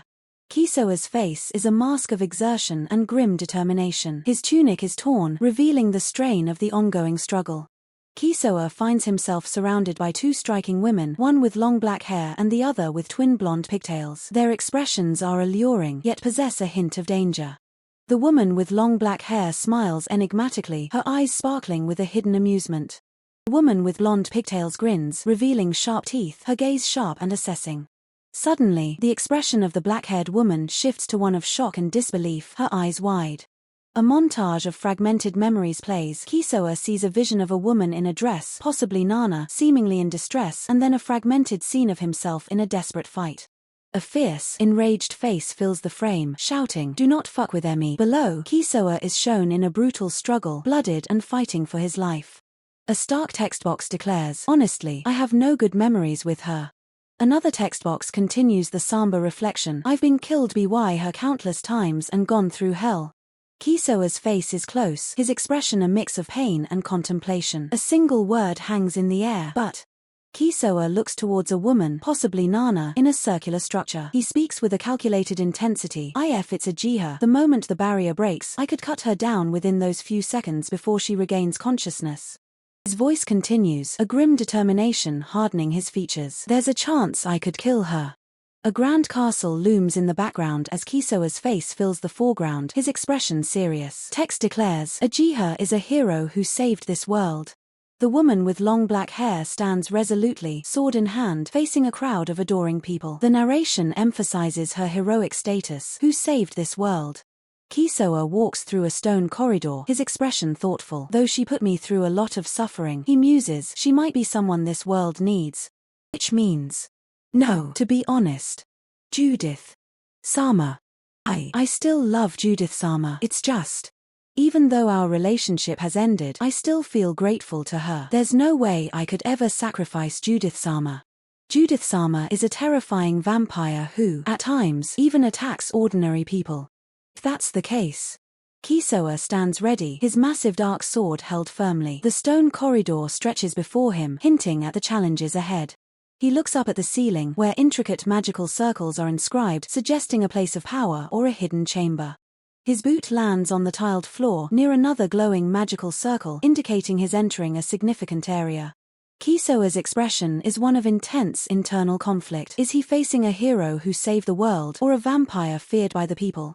A faint aura begins to surround Kisoa, hinting at an imminent surge of power or a transformation. Which one should I? His face contorts with a mixture of fear and determination as he grapples with a difficult choice. Kisoa looks towards someone named Uchiha, his expression shifting with recognition and perhaps concern. The focus is on Uchiha, whose expression is unreadable, her long dark hair framing her face. Kisoa's eyes narrow, a fierce resolve hardening his features as he prepares for a confrontation. The insectoid dungeon monster speaks, its voice distorted by its monstrous form. There's a powerful barrier in place, Tilda. Kisoa, now bound by chains, responds with a confident smirk. The barrier. I can break it easily. Uchiha, restrained by chains, looks at Kisoa. Then, please do it right away. Kisoa's expression is one of weariness and resignation. Uchiha speaks, her voice filled with a deep despair. It feels like the value of life has become worthless for me. Kisoa's eyes widen slightly as he recalls the power he gained. Ever since I got save and reset, I no longer feel anything about my own death. Kisoa's gaze is fixed, a question forming in his mind as he looks at Uchiha. Kill Uchiha? Can I really? Yeah. The insectoid dungeon monster urges them on, impatient. What are you doing? Hurry up. Kisoa gasps, his hand flying to his mouth in disbelief. The words "and yet" hang in the air, a stark contrast to his panicked expression. The insectoid dungeon monster waits, its single eye fixed and unblinking, an ominous silence filling the space. Tears stream down Kisoa's face as he chokes out, "The worst, I am," the weight of his self-perceived failure crushing him. A young woman, Nana, with dark hair and a determined smile, declares, "I love you, Kiska. I will protect you." Her gaze is fierce and unwavering. Nana winks, her expression bright as she promises, "From now on, I'll put my heart into it, and make you a delicious meal." Kisoa's head is bowed, his voice barely a whisper as he confesses, "I can't." His despair is palpable. Suspended by chains, Nana's silhouette looms above Kisoa. The narration echoes, "They love me. Kill someone who said."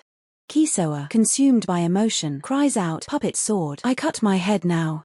The insectoid dungeon monster's form is partially visible, its menacing presence underscored by the silence it emanates. Kisoa, now on his knees, looks at his sword, resigned. Geez, I guess there's no other way. Kisoa's voice cracks with emotion. "I just can't do it."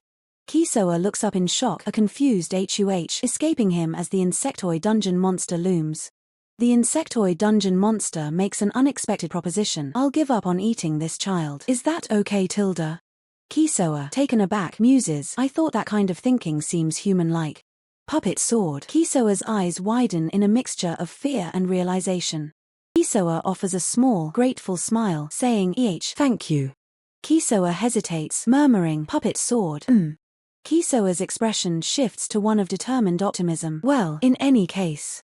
A voice exclaims, "Please Dio, Master," while another adds, "Wow, that's amazing, Master." Kisoa looks around in wonder. "Even I didn't know there was a room like this in this dungeon." Kisoa suggests, "Well, let's rest here for today." "This place." "Got it." Kisoa agrees, "and decide our course of action from now on." A haunting vision of Nana appears, her silhouette stark against the background. The narration states, "Holds both the sad memory of Uchiha taking her own life and the happy memories of the time I stayed here while I was with Judith-sama. It's complicated." Kisoa touches a surface, noting, "But since Judith-sama never used this place, it's the most suitable spot for us to rest." Kisoa settles down, his expression calm as he rests. Kisoa looks at his sword, a thoughtful expression on his face. Hey, puppet sword, Kisoa asks, is there really no way for you to become human? Kisoa continues, other than eating people? The insectoid dungeon monster ponders, it doesn't seem like it tilde. The insectoid dungeon monster ponders, it doesn't seem like it tilde, but deep down, I kinda knew from the start that I wouldn't be able to become human unless I ate people. The creature continues, but to eat people, I have to become a predator. For that, I need someone to raise me to level 3. It adds, and most of my previous masters ended up messing up and dying along the way. Kisoa, looking surprised, responds, I see. So, relying on others became too risky. That's why I started parasitizing them, so I could take control myself. Kisoa's eyes widen in realization. The insectoid dungeon monster continues, and a human who could dominate me. It laments, there wasn't a single person who could handle. A faint smile appears on Kisoa's face.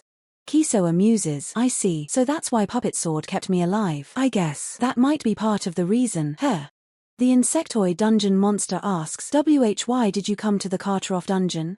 The creature addresses Kisoa, hey, master. Kisoa responds with a questioning, Kisoa looks up, a hint of realization dawning. The reason I came here, continues, a thoughtful smile on his face. Yeah, might as well. I guess I'll tell you everything. Puppet Sword.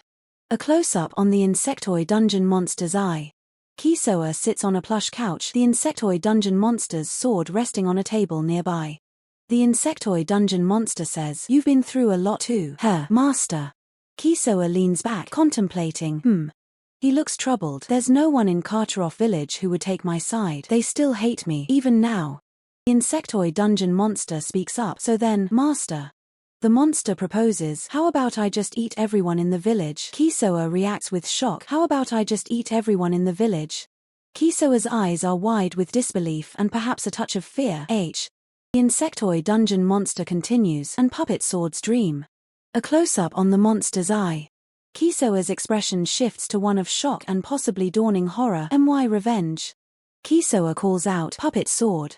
Insectoid dungeon monster confidently states, piece of cake. Kisoa asks, can you eat them all? Kisoa grips the sword, his expression determined, a slight, almost sinister smile playing on his lips.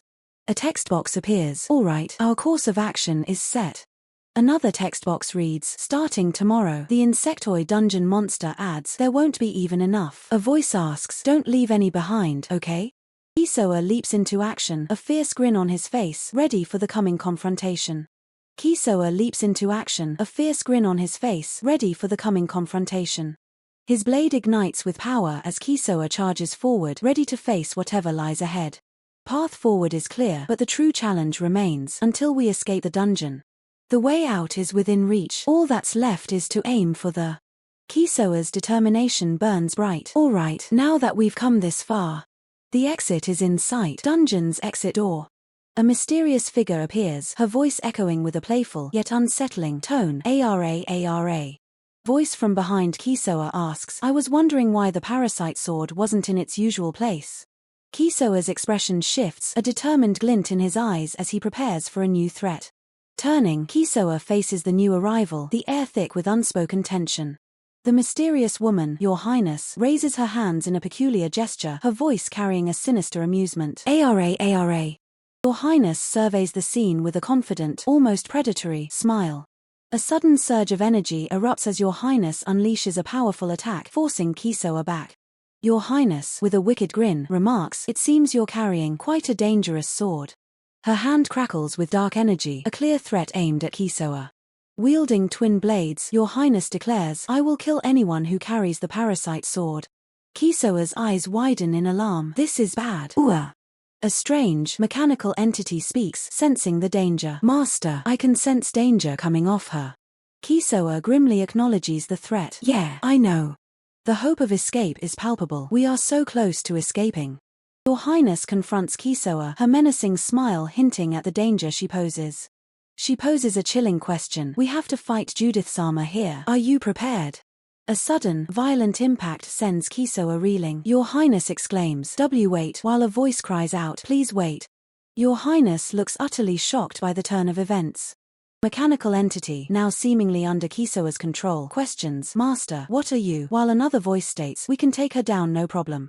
Kisoa examines the parasite sword, its dark energy pulsing. He looks at the sword, realizing its true nature. Parasite sword, I believe that you are the great ancient vampire Judith. Your Highness, now identified as Judith, responds with a sly smile. Oh my, at least you seem to have some manners. Kisoa, clutching his chest, pleads, we are planning to escape this dungeon. Would you be so kind as to let us pass? Judith's smile turns sinister as she delivers the grim news. The parasite sword you carry is dangerous. Unfortunately, that is not possible. If I do not eliminate it here, it will cause trouble later. And I can fully control it. Yes. Nana's eyes widen in shock, her expression a mix of disbelief and confusion. A while ago, someone taught me. It was the knowledge you shared with me. Nana observes, her gaze sharp. If you control it using that method, it doesn't seem like you're lying either. With a chilling smile, Nana declares, very well, I shall let you go this time. Ah, thank you so much, Kisoa exclaims with relief. Kisoa mutters, she has such a nasty personality. What an arrogant woman. Suddenly, Kisoa recoils in shock as a powerful aura erupts from Nana. Why you idiot? Kisoa stammers, his face contorted in fear. Nana's demeanor shifts, her eyes glowing with a menacing grin. That sword has some poor manners. Sorry. Kisoa lets out a terrified scream. He scrambles to his feet, narrowly dodging an unseen threat. The sound of frantic laughter echoes as Kisoa barely escapes. Collapsing against a wall, Kisoa bursts into hysterical laughter. Somehow, we managed to escape. Ha ha ha. Nana, still exuding a dangerous aura, remarks, it's a good thing we got away. Or who knows what would have happened if we had fought. Kisoa, holding his sword, looks away, a hint of annoyance on his face. That was so much fun. You. Nana teases, could it be that you're angry, Master? Kisoa replies, a little. Kisoa muses, with that vampire, if we worked together, we could have easily taken her down. Nana asks, why? Kisoa's expression softens into a thoughtful smile. Kisoa ponders, maybe that's true, but even then. He looks towards Nana, a faint smile playing on his lips. She is someone. The sword's eye glares, questioning, why? Because, why? Well. Kisoa's expression shifts, a complex mix of emotions. Nana stands behind him, a confident smile on her face. I actually had a very good relationship with her, in another timeline or something. Nana interjects, that's not something I can say. Kisoa's gaze drifts, a slight blush on his cheeks. Really into girls like her? The sword's eye widens in surprise. Kisoa turns, his expression serious. Stop. He grins mischievously, looking down. Oh, teasing your master so much. With renewed determination, Kisoa walks down the corridor. I'm definitely going to defeat the final boss of this dungeon. Now we just have to move forward. Wow, this is my first time here. The corridor stretches out, leading to an unknown destination. Kisoa turns, his sword at his hip, as a treasure chest rests on the floor. I see. All right then. Let's give it a try. You have obtained the Crystal of Wisdom. Its effect will activate automatically. A brilliant light erupts from the chest as the Crystal of Wisdom is revealed. You have acquired the skill, Appraisal. Well, let's try using Appraisal on the parasite sword. Appraisal. I remember seeing this in the skill list before. Since it's D rank, does that mean it's a useless skill? Appraisal cannot be used due to insufficient level. Damn it, my level is not high enough. Right. Now with this skill leveled up, Appraisal LV1-LV3, Taunt LV1-LV3. Once more on the puppet. Backblade, one of the forms of the parasitic puppet sword. It has a sharp cutting edge. Hey, what have you been mumbling about since earlier? At this rate, leveling up is worthless. Whoa, that's exactly it. Well, I tried using the new skill to appraise you, but it just gave me information I already knew, so it was pointless. You appraised the beautiful me without permission. Master, you perv Tilda. Stop joking around. You're a beautiful girl. HMPH. Well, whatever. I will show you when I truly become a beautiful girl. I'll look forward to it. But really. I'll look forward to it. But really, I'm curious about what kind of person you are. Well then, I've leveled up my skills, and I'm all ready. You'll be when you become a human. The hallway ahead is lined with ornate, cracked panels hinting at a long-forgotten grandeur. A small, arched window offers a glimpse into the darkness beyond, its light barely illuminating the crumbling interior. A massive, ornate door stands before them, its surface etched with swirling patterns and a menacing lion's head knocker. The same imposing door is shown from a slightly different angle, its heavy presence dominating the scene. All right, let's go. Kisoa's expression shifts, a flicker of uncertainty crossing his face as he contemplates the path ahead. He walks down a grand hallway, the massive double doors at the end beckoning him forward. Close-up on Kisoa's sturdy boots and the scuffed stone floor, emphasizing the gritty reality of his journey. The imposing double doors are seen up close, their stone archway and intricate metalwork suggesting immense power and age. Are you nervous? Yeah, kinda. You can do it, master. Woo tilde. Can't be helped, huh? Kisoa's eyes widen in surprise, his mouth agape as he reacts to something unexpected. Tilde. There you go again, laughing and making fun of me. Kisoa flashes a confident, almost mischievous smile, his eyes glinting with amusement. It's fine. No, I wasn't making fun of you. Puppet sword. Kisoa looks up with a gentle smile, holding his sword loosely at his side. Getting all formal. What's with that? Wouldn't have made it this far if it weren't for you. A close-up on Kisoa's chest reveals the unique pendant he wears, a symbol of his journey and perhaps his connection to Nana. Kisoa stands before the massive doors, a determined look on his face. The air crackles with anticipation. Well, save your thanks for later. Yeah. Kisoa lunges forward, his sword a blur as he faces the monstrous insectoid dungeon monster.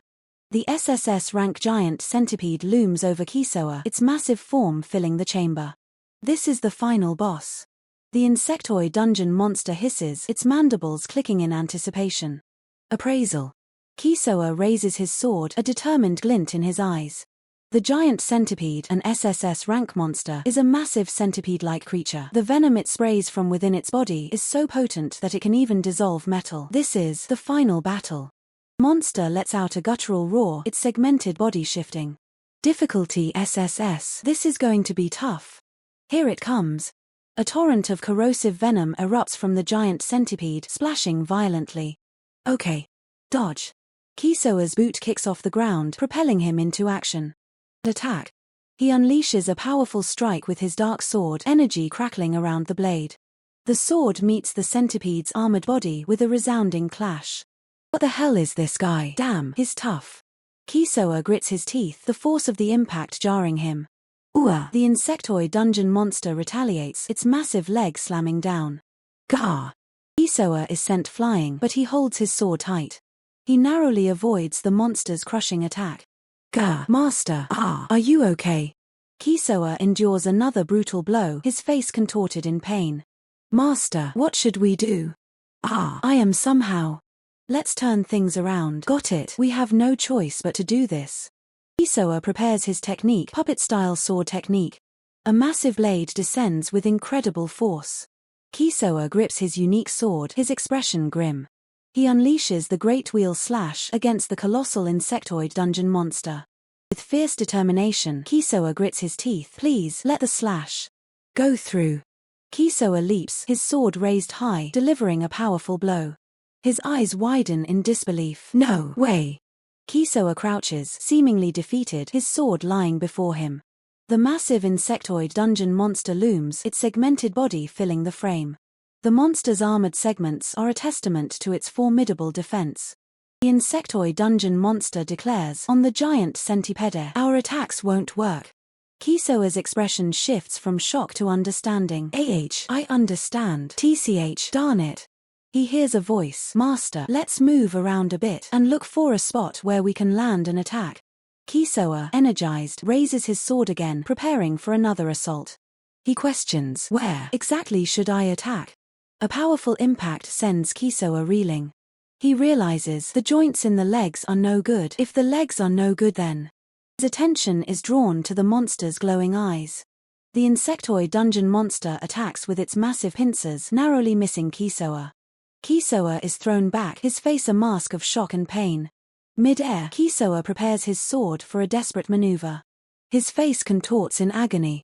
Mutters, going to work this time, it's not. And use this for the next time. I guess I should silently accept death. The insectoid dungeon monster looms, its voice echoing. Was it still too early to challenge the giant centipede? A flicker of hope crosses Kisoa's face. Time will rewind. After all, even if I die. His eyes snap open with renewed determination as he readies his sword. Kisoa looks up in shock as the monster's maw opens. He calls out, "Master, why are you giving up?" A grotesque, monstrous maw opens, dripping with an unsettling fluid. Its single, large eye stares out, unblinking. Kisoa grips his massive sword, his face a mask of desperation and disbelief. "You said you would turn me into a human," he cries out, his voice cracking. "You promised me." The monstrous entity looms, its voice a chilling confirmation. "Yeah, that's right." Kisoa's eyes widen in horror, a silent scream trapped in his throat.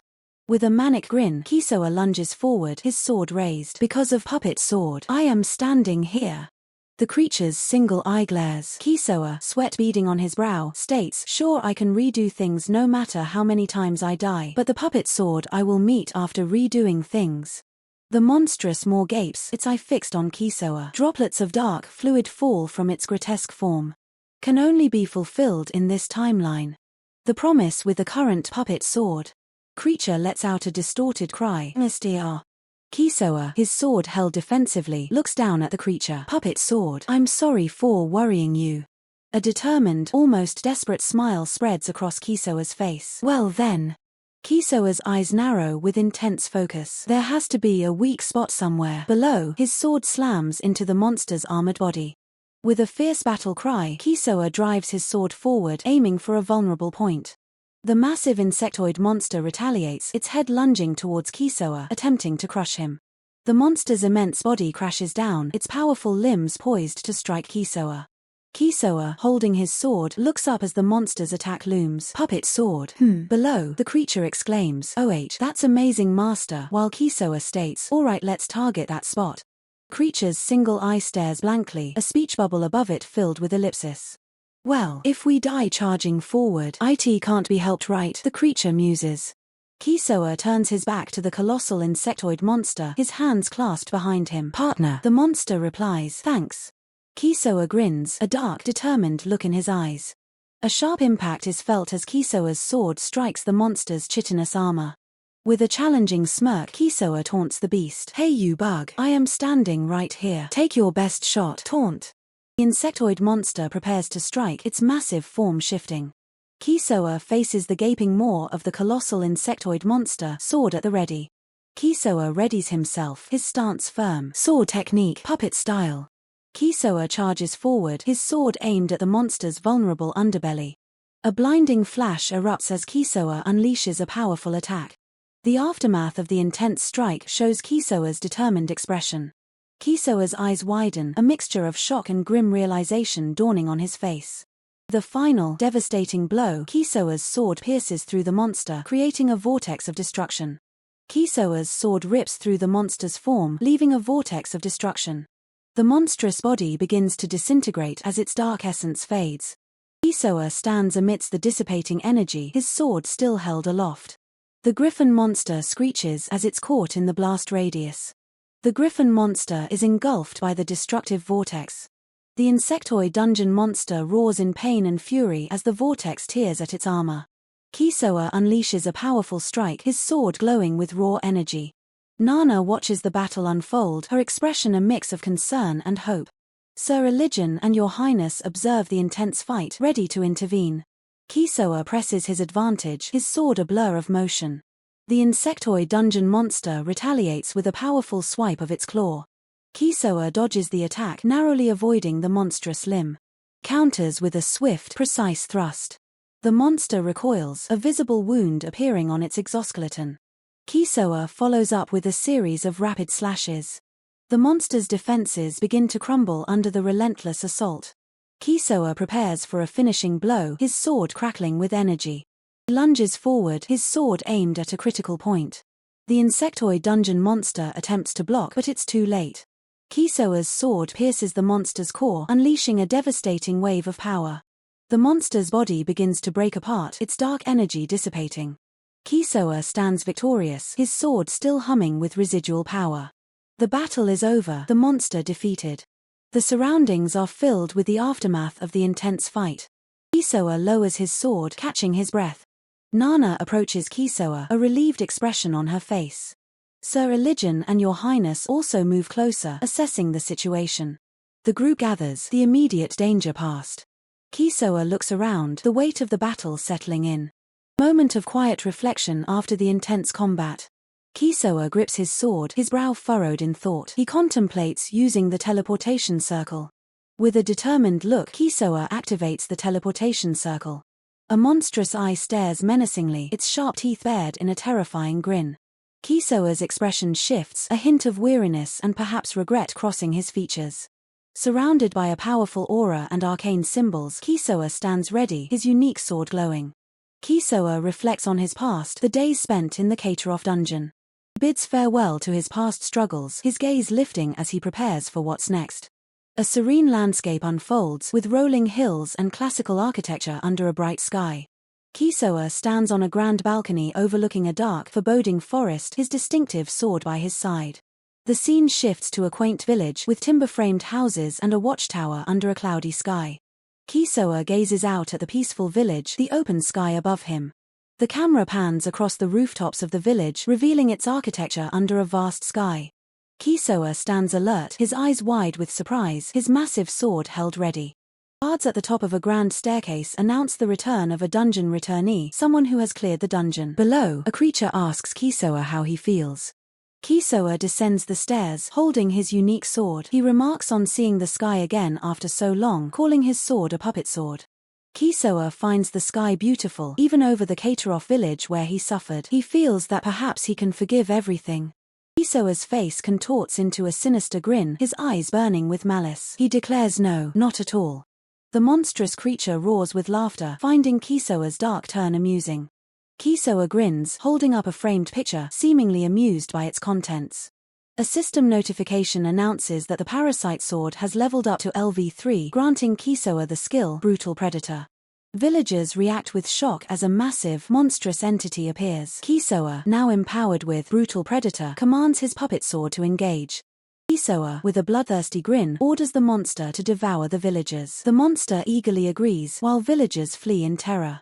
Kisoa swiftly incapacitates one of the villagers, his movements a blur. Standing over the fallen villagers, Kisoa greets them with a chilling smile, remarking long time no see. One of the villagers, recognizing Kisoa, exclaims his name in disbelief. Kisoa demands to know Daga's location, his expression intense. The villagers refuse to cooperate, asking if he's kidding. Kisoa unleashes a brutal attack, his sword wreathed in flames, eliciting screams of agony. Kisoa admires his flaming sword, noting its ability to burn anyone he strikes. Kisoa menacingly warns that he will continue burning their faces. Meanwhile, the monstrous entity, Puppet Sword, acknowledges Kisoa's orders and departs. A formidable warrior with a stern expression charges forward, his sword drawn, ready for battle. A burly man with a distinctive undercut hairstyle and a ponytail stands, his gaze fixed on something off-panel. He wears a sleeveless vest over a chain necklace, exuding an air of rough confidence. His eyes widen in disbelief and fear as he stammers, "Why are you here?" A young man with spiky blonde hair grins unsettlingly, a hint of madness in his eyes. He speaks with a chilling familiarity, "Long time no see." The burly man's face contorts in anger and confusion. "Kiska, you bastard, what the hell are you talking about?" Kisoa lunges forward, his expression fierce, a small blade held tightly in his hand. He's clearly on the offensive, pushing the confrontation. In a brutal display, Kisoa's blade plunges deep into the burly man's back, eliciting a visceral reaction of pain and shock. The burly man cries out in agony, his face contorted in a grimace of intense pain. Arg! The scene splits. In the upper panel, another man groans in pain. Below, a group of adventurers, including Sir Elijin, confront the burly man, who seems to be in distress. Sir Elijin calls out, "Hey you guys." The burly man, Barber Bullard, is restrained, spitting venom. "You bastard." Meanwhile, Kisoa, with a manic grin, rallies his companions, "Kill this silver-haired bastard." Kisoa taunts his opponents, "You weaklings, come at me." Below, he unleashes a flurry of attacks against multiple foes, his movements a blur of speed and precision.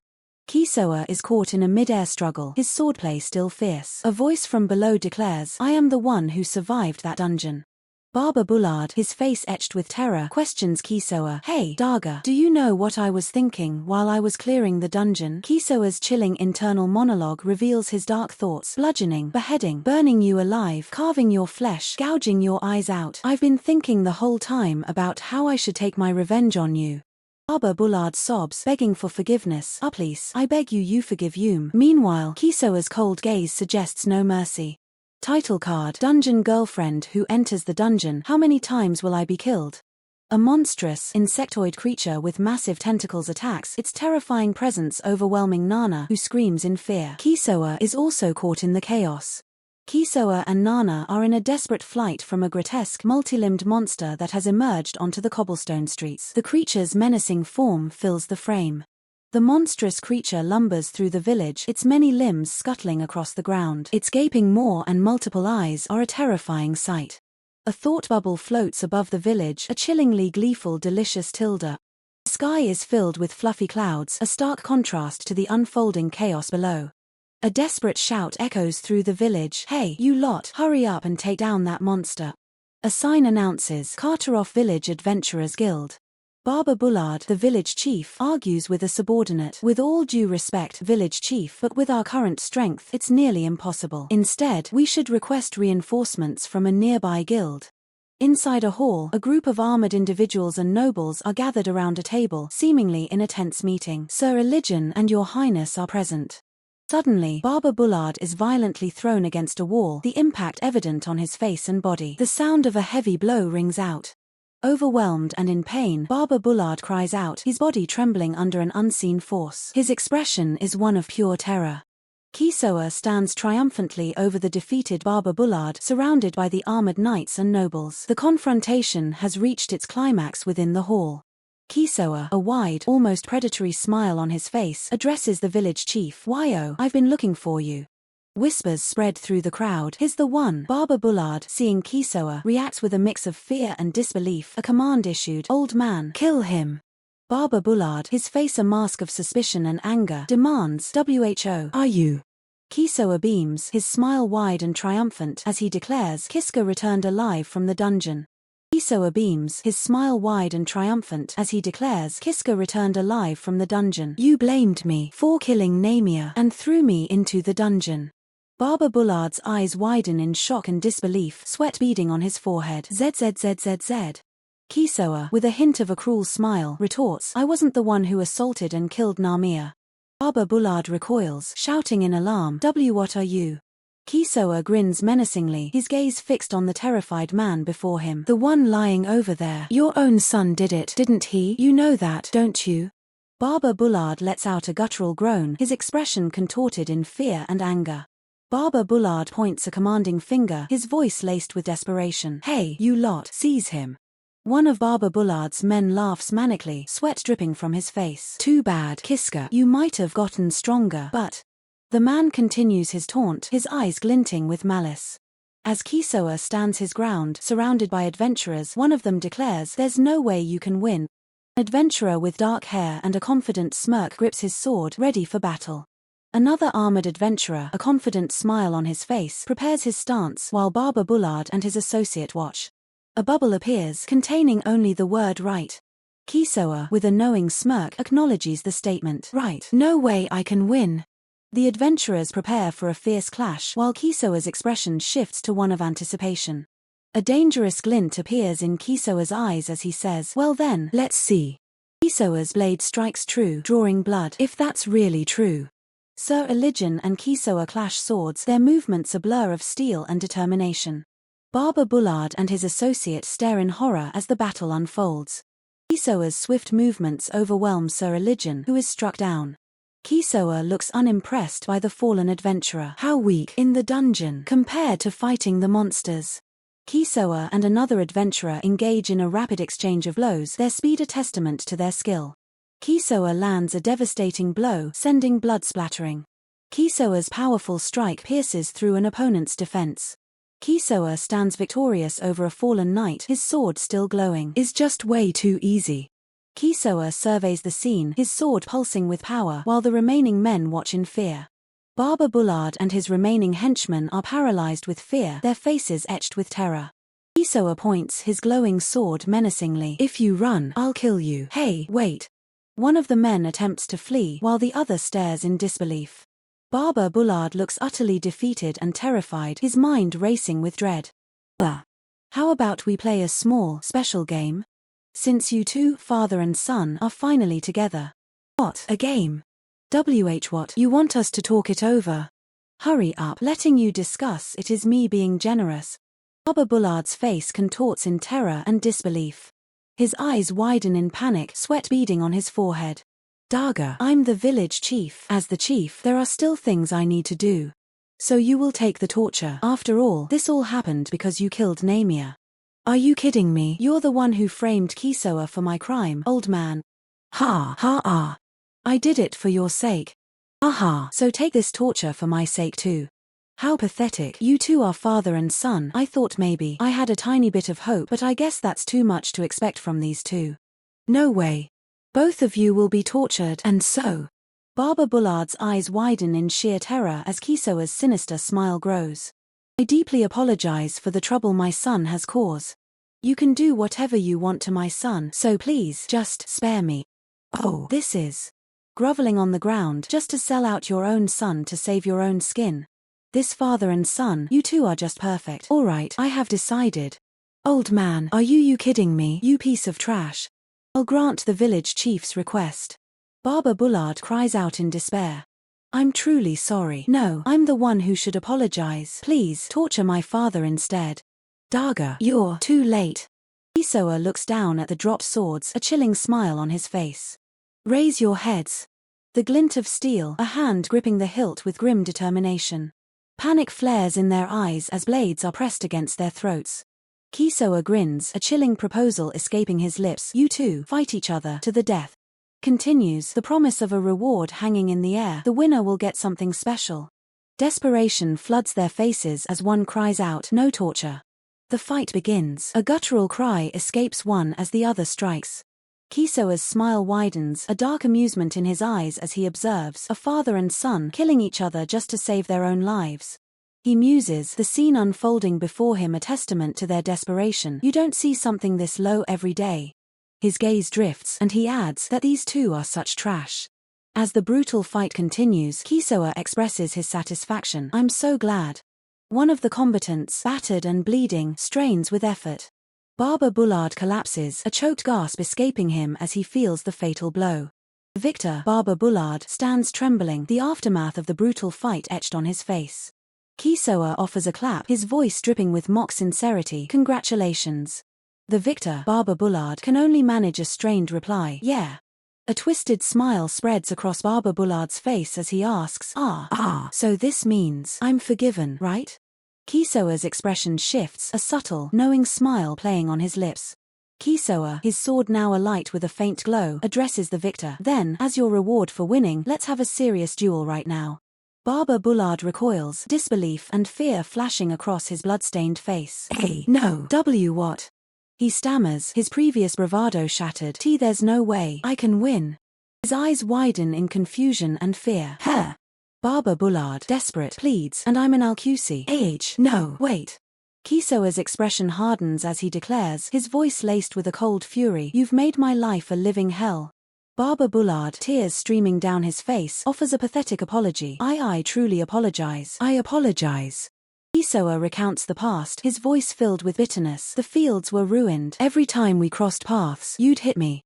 He continues, the pain of loss evident. You took away the person I love the most, and to make things even worse, you killed Namia. Barber Bullard's face contorts, a mask of terror and regret. He stammers, the weight of his actions crushing him. Back then, I'm so sorry. Kisoa, a faint smile returning to his face, states the reason for his relentless pursuit. That's why. He looks at Barber Bullard, his smile chillingly innocent. I was really happy when you killed your father earlier. Looks at Barber Bullard, his smile chillingly innocent. I was really happy when you killed your father earlier. Barber Bullard recoils, his eyes wide with a mixture of shock and fear. Kisoa's unsettling gaze remains fixed on him. Kisoa's smile widens, a predatory glint in his eyes as he continues his disturbing monologue. A sudden gust of wind whips around Kisoa, his expression turning cold and menacing. The atmosphere grows tense. The griffin monster descends from above, its massive wings casting a shadow over the area. Its eyes glow with aggression. Kisoa stands his ground, drawing his large dark sword. He faces the colossal insectoid dungeon monster head-on. Insectoid dungeon monster roars, its massive form exuding raw power. Kisoa braces himself for the onslaught. Nana watches from a distance, her expression filled with worry as Kisoa engages the monstrous foe. Sir Religion and Your Highness observe the chaotic scene, their faces etched with concern. Kisoa lunges forward, his dark sword ablur as he clashes with the insectoid dungeon monster's armored body. Sparks fly as Kisoa's sword strikes the monster's tough exoskeleton, but the creature remains unfazed. The insectoid dungeon monster retaliates, its massive claw swinging down with incredible force. Kisoa narrowly dodges the devastating blow, the ground cracking where the claw impacted. He uses the monster's momentum against it, sliding under its guard and preparing for a counterattack. Kisoa unleashes a powerful upward slash, aiming for a weak point in the monster's armor. The attack connects, creating a visible crack in the monster's exoskeleton. A pained screech echoes. The insectoid dungeon monster stumbles back, momentarily stunned by the successful strike. Kisoa seizes the opportunity, charging forward with renewed ferocity. He leaps into the air, his dark sword glowing with latent energy. With a powerful overhead strike, Kisoa brings his sword down upon the monster's head. The strike lands with devastating impact, shattering the monster's glowing eyes and sending shockwaves through its body. The insectoid dungeon monster lets out a final, agonizing roar as its massive form begins to collapse. Kisoa lands gracefully, his sword still held ready, watching the defeated beast. The griffin monster, seeing its companion defeated, lets out an enraged screech and lunges towards Kisoa. Kisoa turns, his expression calm as he faces the new threat. He prepares his stance, ready to face the airborne beast. The griffin monster dives, talons extended, aiming to tear Kisoa apart. Kisoa sidesteps the attack with incredible agility, the wind from the monster's passage ruffling his hair. He swings his sword in a wide arc, catching the griffin monster's wing. The monster shrieks in pain, its flight faltering as it begins to spiral downwards. Kisoa exclaims, "You're my partner." Nana, her body partially transformed and covered in eyes, asks with a tearful smile, "Then, can you love me like this?" Nana's face contorts in anguish, tears streaming down her scarred features. Kisoa looks on, a faint, almost hesitant smile on his face. Kisoa's eyes widen in surprise, his smile vanishing. Nana's smile widens, though her tears continue to fall, her monstrous side more pronounced. Kisoa declares, "I can love you," while Nana, her face flushed, adds, "I can." Nana's expression is a mixture of overwhelming joy and sorrow, her tears blurring her vision. Kisoa looks away, a soft master escaping his lips. Nana, her tears still flowing, expresses, "Thank you." Kisoa's face is partially obscured, but his wide eyes and slight smile suggest a significant realization. Kisoa stands tall, observing Nana who kneels before him in a desolate landscape. A monstrous entity appears in the sky as Nana looks on, a contemplative but on her lips. The monstrous entity, a grotesque amalgamation of limbs and a gaping maw, descends. The creature's massive, clawed body looms, its form unsettling and powerful. Kisoa looks on in alarm as the creature envelops Nana. Nana, still kneeling, tells Kisoa, "You're really bad at lying," while a voice whispers, "Master." Kisoa's eyes are wide with shock and perhaps determination, the sound effects indicating a powerful impact. Silence hangs heavy as the monstrous entity approaches Kisoa. Kisoa stands his ground, facing the colossal, multi-limbed monster. Nana's eyes are wide with a mixture of fear and urgency as she mutters, "Puppet sword, puppet sword." An explosion of energy erupts as Kisoa unleashes his power, the monster caught in the blast. Words "PUU VUP feet SWWWORRD" flash across the screen, indicating the activation of a powerful skill. A serene view of buildings and trees under a cloudy sky. Kisoa kneels solemnly in a graveyard, his sword resting beside him. Kisoa places flowers on a tombstone, his head bowed in remembrance. Kisoa looks up, a faint smile on his face as he says, "Namiya, I've avenged you." From a tombstone, a voice says, "You were the only one who protected me." Below, Kisoa kneels in the graveyard. Kisoa smiles gently, saying, "You were my, and then, everything." Kisoa reflects, "Well, I died a lot in the process. I risked my life trying to escape Kateroff dungeon to avenge you."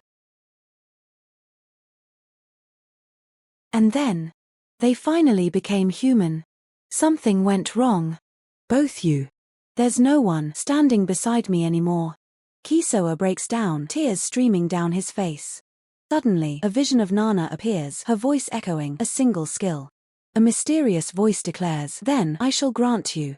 Kisoa looks down, a flicker of hope mixed with desperation in his eyes. He reaches out, touching a transparent screen that materializes before him. The screen displays Kisoa's status, SP15, and lists his skills, Save and J, Challenge, LV3, Swordsmanship, LV3, Appraisal, LV3. Kisoa stands amidst a desolate graveyard, a spectral glow emanating from his sword. His expression hardens with resolve. I didn't fight for a future like this. He surveys the ruined, fiery landscape, his sword at his side. A heavy boot lands with a thud, signaling his next move. Kisoa walks purposefully along a stone path, his sword trailing behind him. He looks up, a determined, almost manic grin spreading across his face.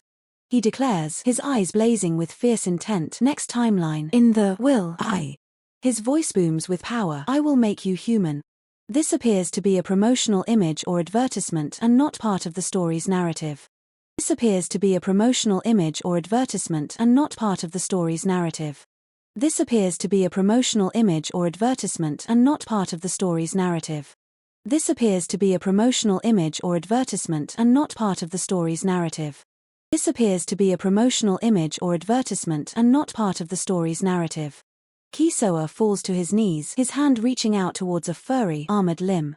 He looks up, a weary smile on his face. Attempt number 560.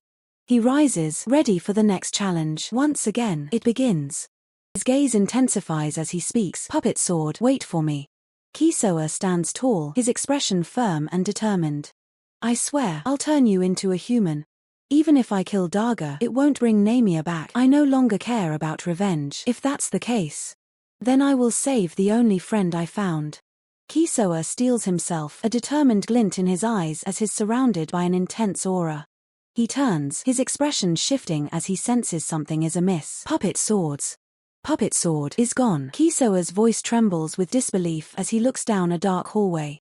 His eyes widen in shock and confusion. A massive, grotesque appendage lunges from the darkness. Inside, is something there? Kisoa questions, his voice laced with apprehension. Caught off guard, Kisoa recoils in terror as the monstrous limb seizes him. He is engulfed by the horrifying form of the insectoid dungeon monster, its myriad eyes staring blankly. Sword. Kisoa's voice is a choked whisper, his mind struggling to comprehend. Why did you turn into this monster? Kisoa cries out, his fear and confusion palpable. Why? The monster's grotesque maw, filled with rows of sharp teeth, looms over Kisoa. A distorted voice echoes, "You were becoming more human." Flashbacks reveal Kisoa fighting alongside his companion, Puppet Sword. "We fought together so many times." The monster tightens its grip. Kisoa struggles against its immense power. And yet, crushed and overwhelmed, Kisoa gasps, "Puppet Sword." The monster's voice booms, Why did this happen?" Defeated, Kisoa collapses to his knees, despair washing over him. His mind races. "Puppet Sword," he mutters, lost in thought. His eyes are wide with a dawning horror. Kneeling amidst the debris, Kisoa laments, "You've turned into a monster. That means..." A chilling realization dawns on Kisoa. To this, there's no longer any way. "For me, escape the dungeon." The words are a desperate cry. Kisoa struggles to his feet, his body trembling, but his resolve hardening. He recalls the nature of his companion. Looking back, Puppet Sword was an existence outside the cycle of save and reset. A sense of urgency fills him. If things have come to this, I need to solve the mystery of the save and reset system. Otherwise, I may never return to the surface again. His gaze sharpens with a new question. Just like Puppet Sword, is there anyone else outside the cycle of death and rebirth? Standing before a sealed door, Kisoa states, "I can turn to now. There's only one person." He walks down a long, torchlit corridor, the weight of his decision pressing down on him. "Person who gave me the save and reset ability, Uchiha. There's a chance Uchiha might kill me again." Kisoa's expression is clouded with worry, the weight of past failures pressing down. Uchiha's eyes are closed, a strange expression on her face. Suddenly, chains erupt, ensnaring a figure.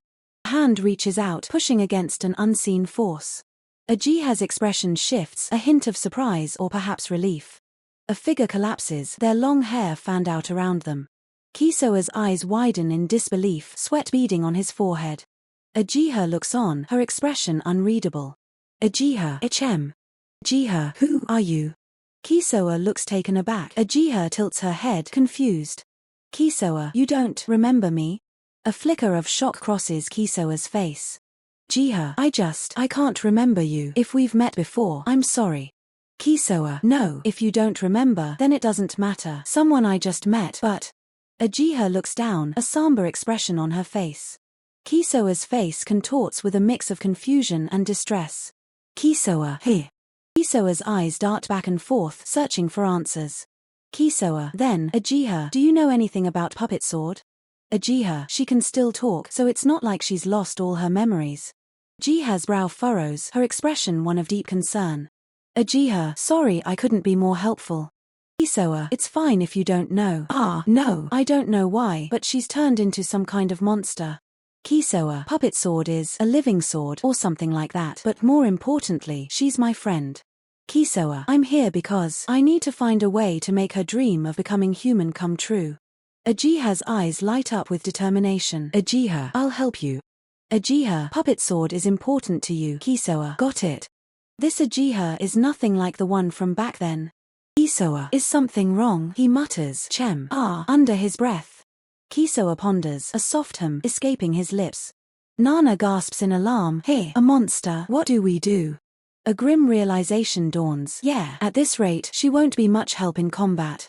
Kisoa explains, the thing is, there's a monster up ahead. I need a weapon to fight it, but I don't have one. Suddenly, Kisoa exclaims, followed by a pause. Kisoa asks Nana, Uchiha, do you know about item box? Nana repeats, item box, a dawning realization on her face. Nana exclaims, I think I remember something, let me try it. Kisoa reacts with delight, oh, nice, alright, is there a sword in there by any chance? Nana questions, a sword, as she concentrates, murmuring, hold on, sword. Nana finds herself holding a sword, surprised, I had something like this. Nana exclaims, I found one, as Kisoa cheers, oh. Kisoa declares with a grin, with this, we can finally fight. Nana admits, I probably wouldn't be able to use it well, so you take it, Kisoa. Nana offers the sword to Kisoa, saying, here.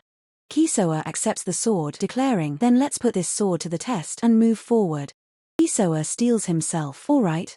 The air crackles with power as monstrous forms begin to manifest, wreathed in flames. Kisoa unleashes a powerful strike with the sword, clashing against the monstrous forms. Nana watches in awe, exclaiming, whoa Tilda. Nana cheers, Kisoa, you're so strong Tilda, as Kisoa laughs. Kisoa explains, thanks to it, I was able to obtain a swordsmanship skill and even level it up. This sword is powerful. Nana excitedly announces, I gathered some meat Tilda, to which Kisoa replies, oh, then let's have it for dinner tonight.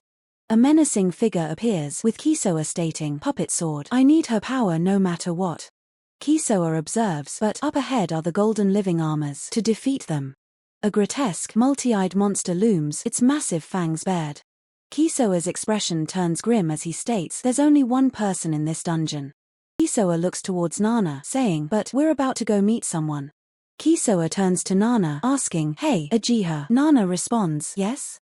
Kisoa explains, they can be a little difficult to deal with. He then asks, so let's be super respectful, alright?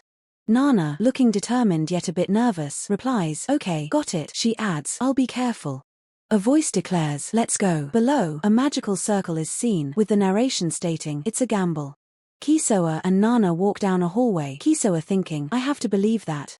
Young woman with blonde hair in pigtails sips from a teacup, looking surprised. Kisoa looks at Nana, questioning, Uchiha. A woman in a bikini floats on a tube in shimmering blue water. Nana looks down with a troubled expression.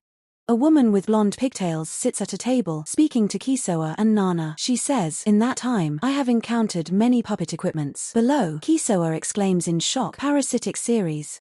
Woman at the table continues, or rather, what is known as the parasitic series. She then describes, while others have been consumed by it, destroyed by the very strength they sought to wield, there have been many such people, carving their names into history as strong warriors. Judith smirks, stating, however, I do have a theory on how to restore it. Kisoa, with his hand on his chest, pleads to restore the puppet sword. He then exclaims, Judith-sama, please, lend us your strength. Judith-sama, you really are amazing. A character exclaims in realization, I knew it. Nana looks at Kisoa, asking, the one beside you, is that girl a Jiha? Judith, with a stern expression, states, a being with the power to change the world itself. She then asks, you brought the hero a Jiha here? Nana, with wide eyes and a shaky breath, thinks, I really am a hero after all. Judith is shown resting, and Kisoa says, Lady Judith has always told me about her being hunted. Nana adds, it's only natural that she'd find it hard to trust strangers like us at first. Kisoa grins, saying, I'm just a simple farmer. In a series of panels, a question mark appears, followed by Nana exclaiming a Jiha, then Kisoa asking what's wrong, and a figure saying it's coming. This leads to a dramatic reveal of a transformed Jiha, with Nana, Judith, and Kisoa looking shocked. Kisoa and Nana react with shock. The scene then focuses on a Jiha's terrifying, wide-eyed transformation, followed by Judith's horrified expression and a Jiha's menacing smile as she lunges forward. Nana makes a TCH sound, while a Jiha, with a sinister grin, says. Nana is shown blushing and laughing amidst the chaos. Kisoa shouts a Jiha, followed by Nana's stunned A. Below, a transformed Jiha declares, I am you, and you are me. Judith grins maniacally. The scene depicts a chaotic battle. Nana exclaims, a vampire. Meanwhile, Judith, wielding massive blades, says, to run wild in my hideout, however you please. She then questions, isn't that just a bit too rude? A vision shows a past battle, with Kisoa and Nana fighting alongside others. Kisoa, looking stunned, questions, was it all the work of Dark Jiha? TCH, Nana lunges forward, sword in hand, shouting die. Judith follows, saying, so that's all you can, vampire. The scene shifts to Kisoa, drawing his sword, declaring, if that's how it is. Kisoa looks down with a somber expression. He then states, the only thing I know is, whether she's a hero or not, that doesn't matter to me. Nana looks on with a worried expression. Kisoa stands with Nana and others behind him, a confident smile on his face. Everyone still only loves a Jiha. No one has ever loved me. No one. Reset. Currently, I'm sitting in the bar at the Advan. Narrator, Chore Guild. I'm trying to forget about that day. Narrator, but the memories just keep coming back. Narrator, the world I knew, it's gone. Narrator, it's been a long time since I've had a drink. Narrator, the weight of it all, it's crushing. When Dark Jiha said reset, swallowed by darkness, the world was. Narrator, gone. Narrator, I found myself in a void, a world without sky or ground. Hey there, you look like you've seen a ghost. Yeah, a lot has happened. Kisoa, it's all too much to process. Observer, haha, you've had quite a time, haven't you? What? Where even is this place? And this place is the end of a ruined world. Observer, let's see, you can think of me as someone who observes the world. Call me the observer, if you like. So the world really was destroyed. Observer, because you exist outside the flow of causality. Surely you have an idea as to why.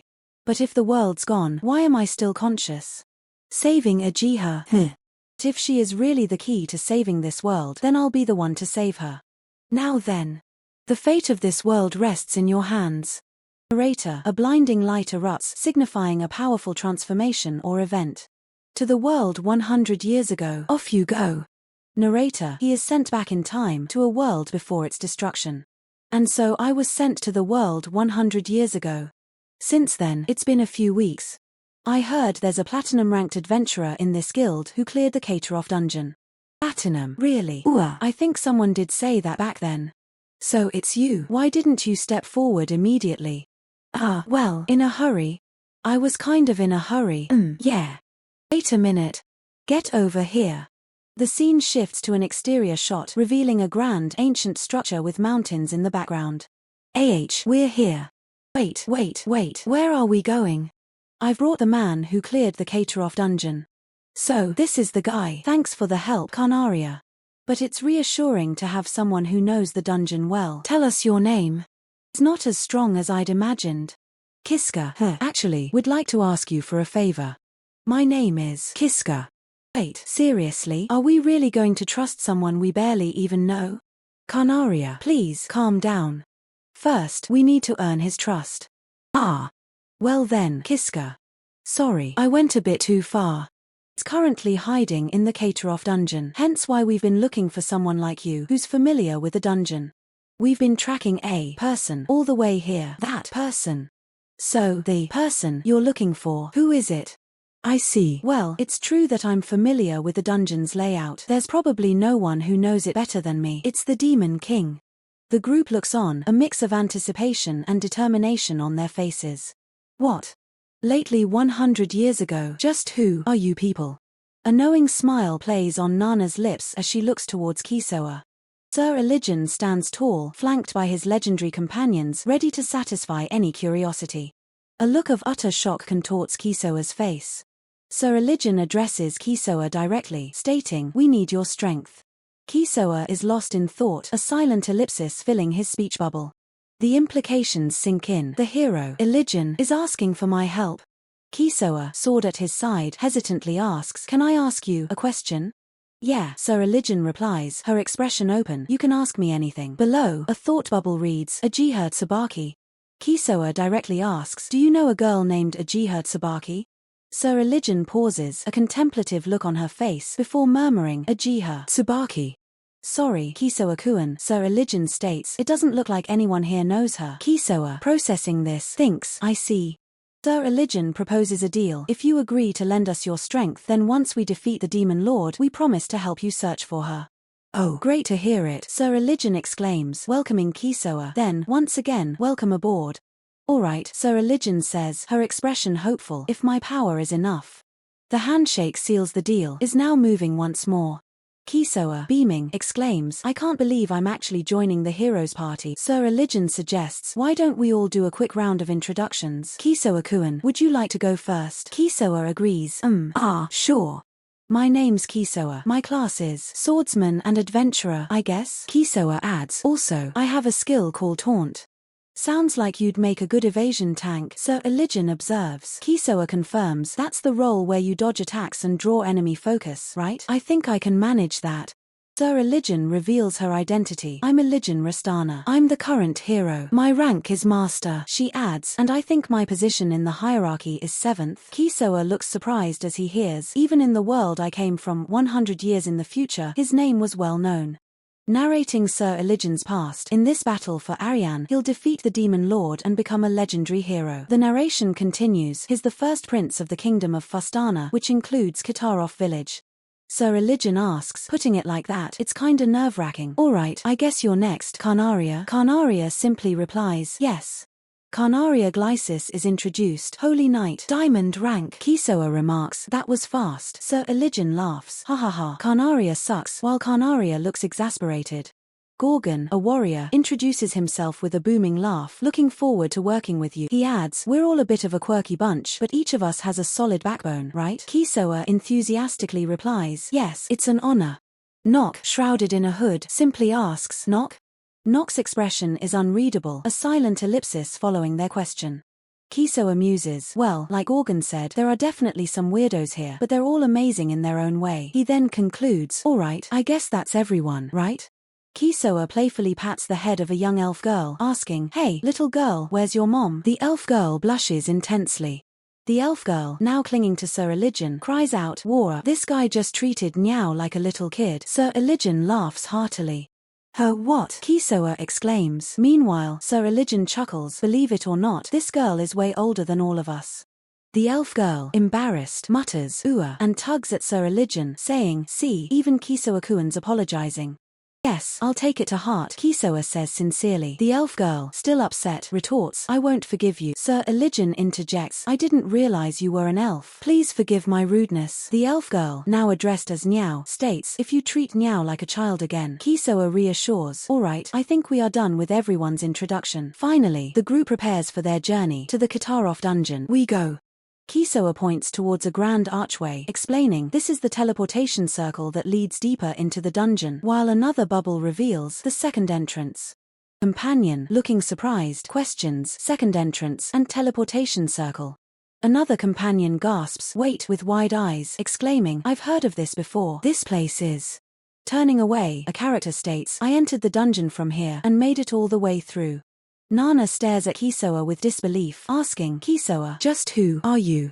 A winking companion with a confident smile addresses Kisoa. "Kisoa-kuan, the monsters beyond this point. Are they strong?" In the upper panel, Nana smiles at Kisoa, noting he doesn't even try to question me about my painful past, while Sir Iligan adds, Sir Iligan is a really kind person. The bottom panel shows the group preparing for battle, with Kisoa declaring, this time to defeat the Demon King and my second time challenging this dungeon. Let's do this. Kisoa, looking relieved, states, okay, the teleportation worked perfectly. Then, a sudden realization hits him as he mutters, wait. Kisoa lands on the stone floor, crouching low as if having just arrived. Kisoa looks around a dimly lit corridor, a torch burning in a stone brazier nearby, and questions, her. The camera pans down a long, stone corridor lit by torches. Kisoa looks around in confusion, asking, where am I? He then realizes, this isn't the same place I was sent to before. Kisoa walks down a corridor, unaware of a massive, furry figure emerging from the shadows behind him. Kisoa turns to face a towering, ape-like monster blocking his path.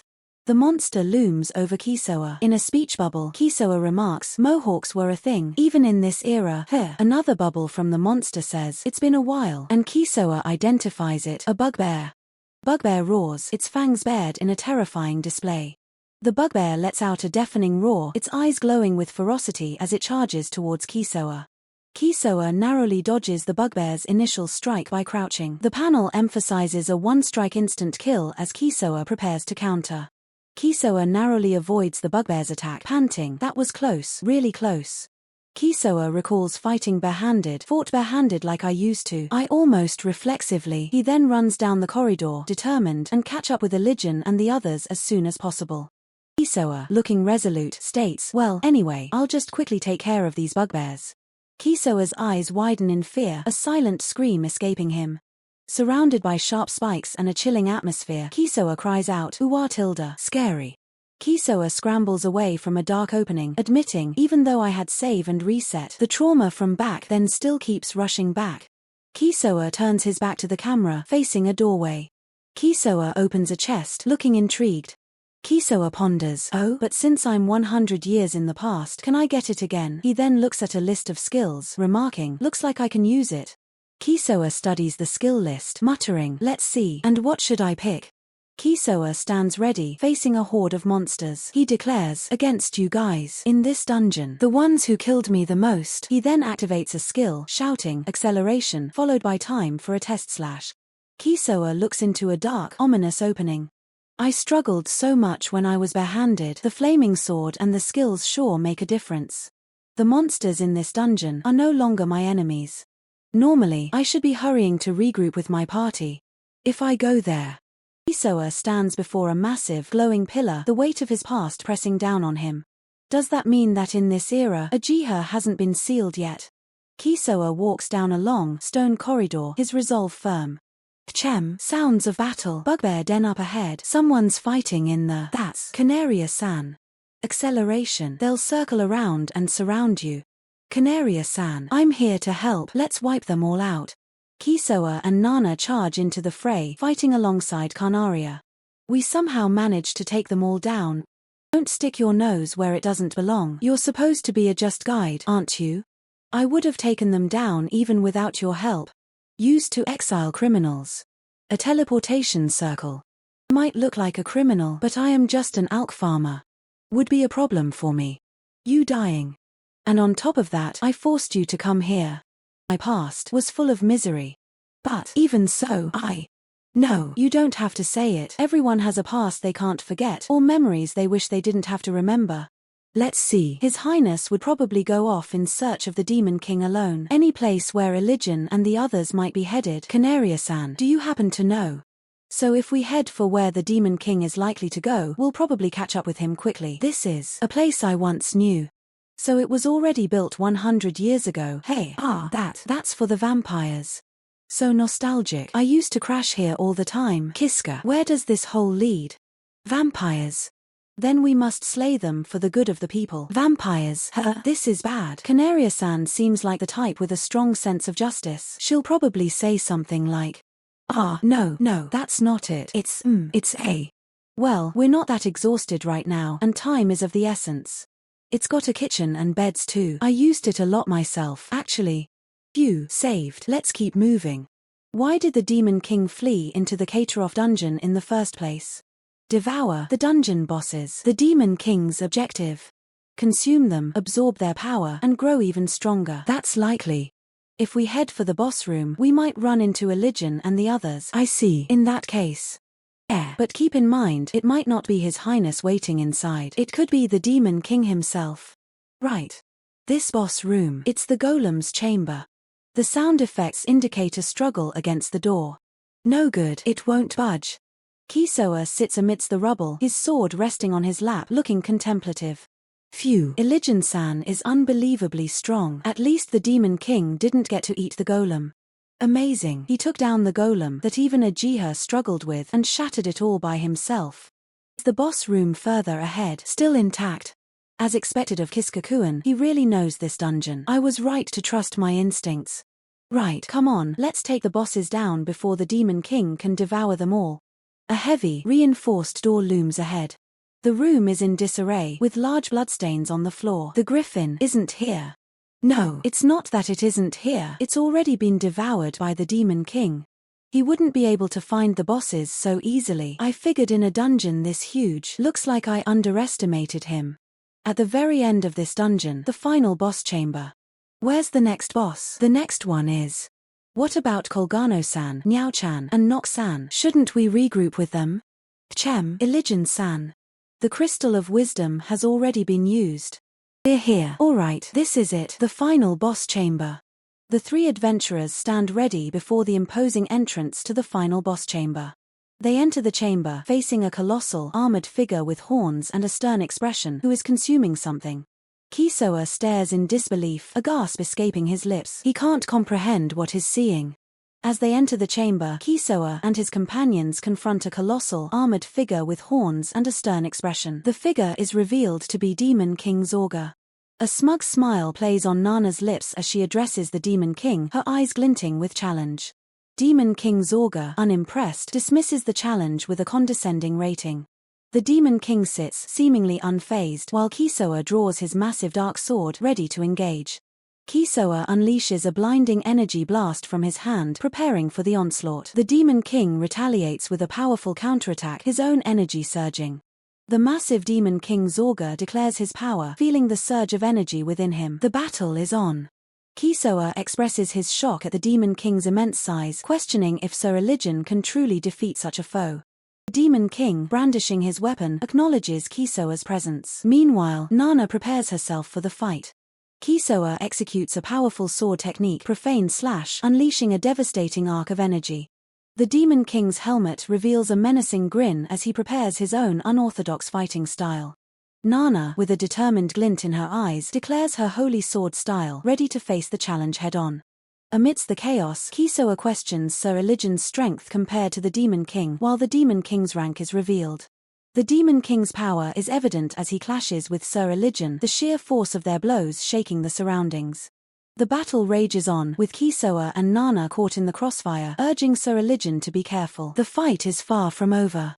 Kisoa cries out in alarm for Sir Elijin, as Nana reminds everyone that victory isn't solely determined by strength. Powerful sword strike, imbued with energy, cuts through the air. The Demon King smirks, seemingly unfazed by the attack, while Kisoa and the others react with shock. Kisoa and Sir Elijin engage in a fierce exchange of blows, their swords clashing with explosive force. Kisoa performs a dynamic maneuver, his sword a blur as he attacks. From a distance, Sir Elijin is seen in a defensive stance, the Demon King observing him. Nana winces in pain, while Kisoa observes her transformation, noting she's like a different person compared to before. Kisoa urges Nana to stay back as he prepares to intervene. Meanwhile, Sir Elijin is in trouble. Kisoa and Your Highness express their concern for Sir Elijin as Nana warns them to stay away. Nana issues a stern warning, her expression fierce as she prepares her next move. The Demon King, confident in his power, declares his intention to torture his opponents slowly. The Demon King unleashes a massive, destructive energy wave, engulfing the area. The others watch in awe and terror. With a chilling roar, the Demon King unleashes Phantom Holy Annihilation, a devastating attack. Kisoa raises his hand, preparing to counter the Demon King's ultimate attack. Kisoa, overwhelmed but resolute, prepares to face the onslaught. Ha ha, foolish hero. Turned to ash and vanished, have you? Nope, still here. But his not. His movements are so fast that he is leaving after images. No, it looks like he's multiplying. Demon King Zorga, with this, comes to an end.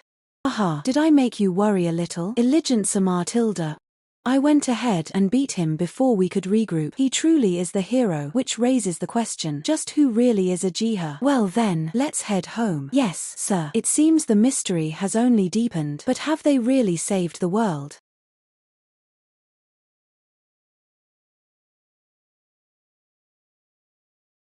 Returning under a clear blue sky.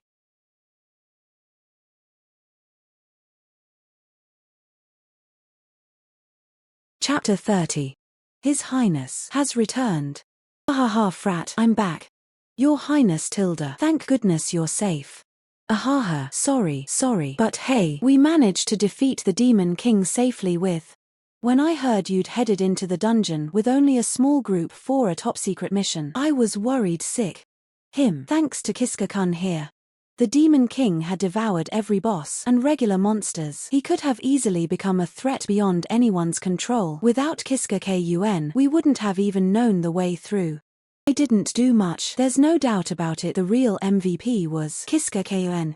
Still, allow me to thank you properly. Please don't say that. We're truly grateful for your help. I was panicking a little bit. About that. To be honest, I didn't know either. Most likely, I've seen plenty of parties use the main gate to enter. After all, I have son the Demon King. I, Iligen, first prince of the kingdom of Rastana. Hear me, people of the village. At last, peace in our world is assured. Let us celebrate together. I'm glad. Kiska, Ka Naria-san. I see. So, make sure you're well rested and ready to move tomorrow. Don't go drinking too much tonight. Wait, does that mean I'm in the parade too? Of course you are. You are a member of the heroes party, after all. Kisoa couldn't believe his ears. You, instead of you there. It was a small detail, but it meant everything to him. The party gathered around a table, sharing a meal and conversation. The atmosphere was warm and communal, a stark contrast to the dangers they faced. Laughter and the clinking of mugs filled the air as some of the party members enjoyed their drinks, their faces flushed with merriment.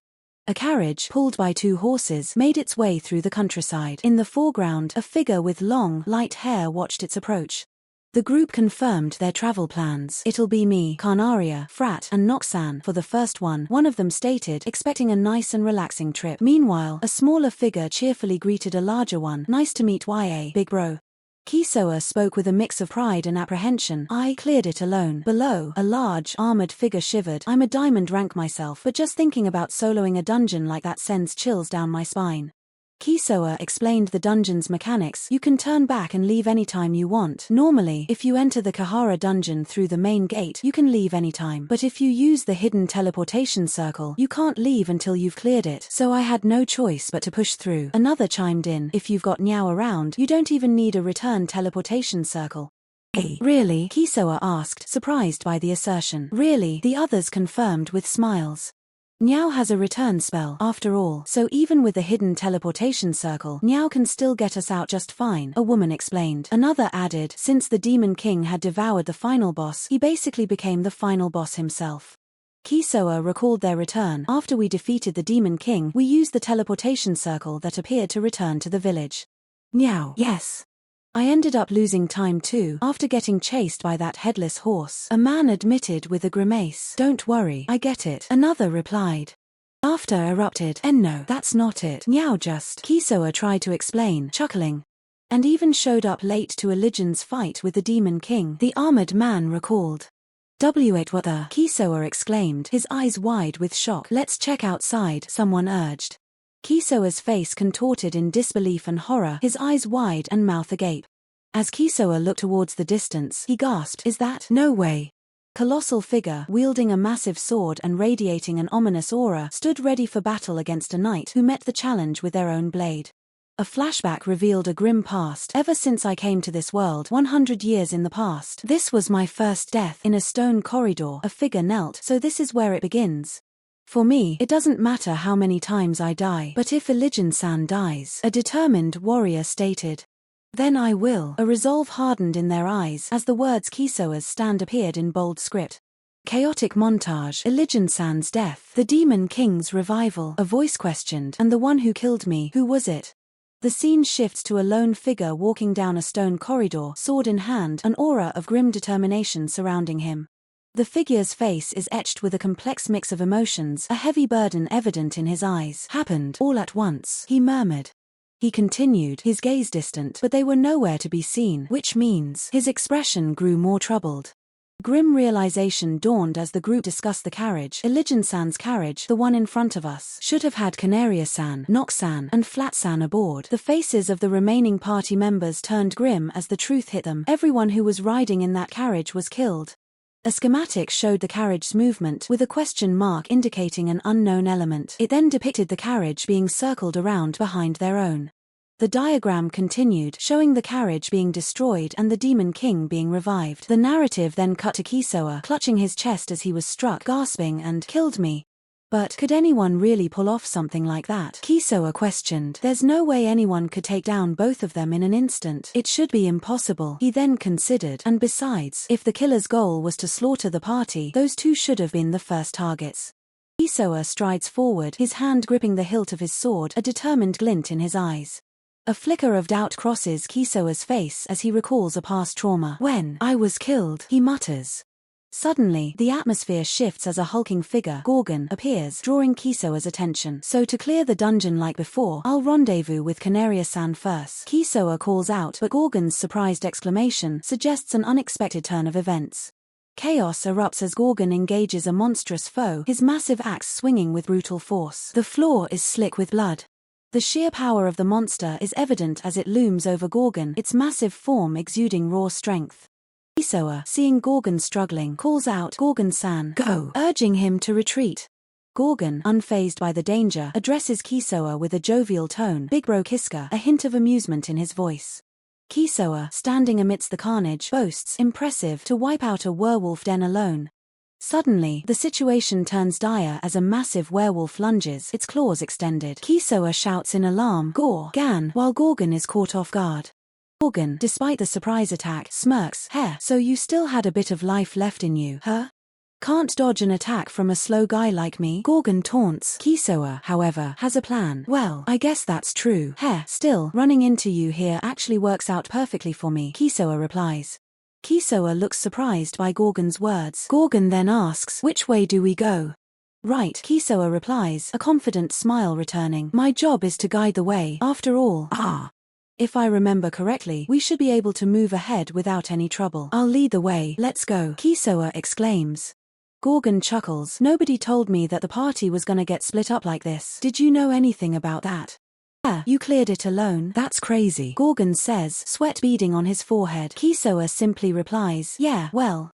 Still, if you are that strong, you could be a full-fledged party member, not just a guide," Gorgon remarks. Kisoa lets out a hearty laugh. "Ha ha ha." Gorgon grins. "Heh, you sure know a lot, huh? You already know the future," Gorgon mutters, a knowing look in his eyes. Kisoa's eyes widen in shock and confusion. A flashback shows the fatal moment. "The moment when I was killed," Kisoa's voice echoes. Gorgon readies his weapon, a sinister grin spreading across his face, the scythe poised for a deadly strike.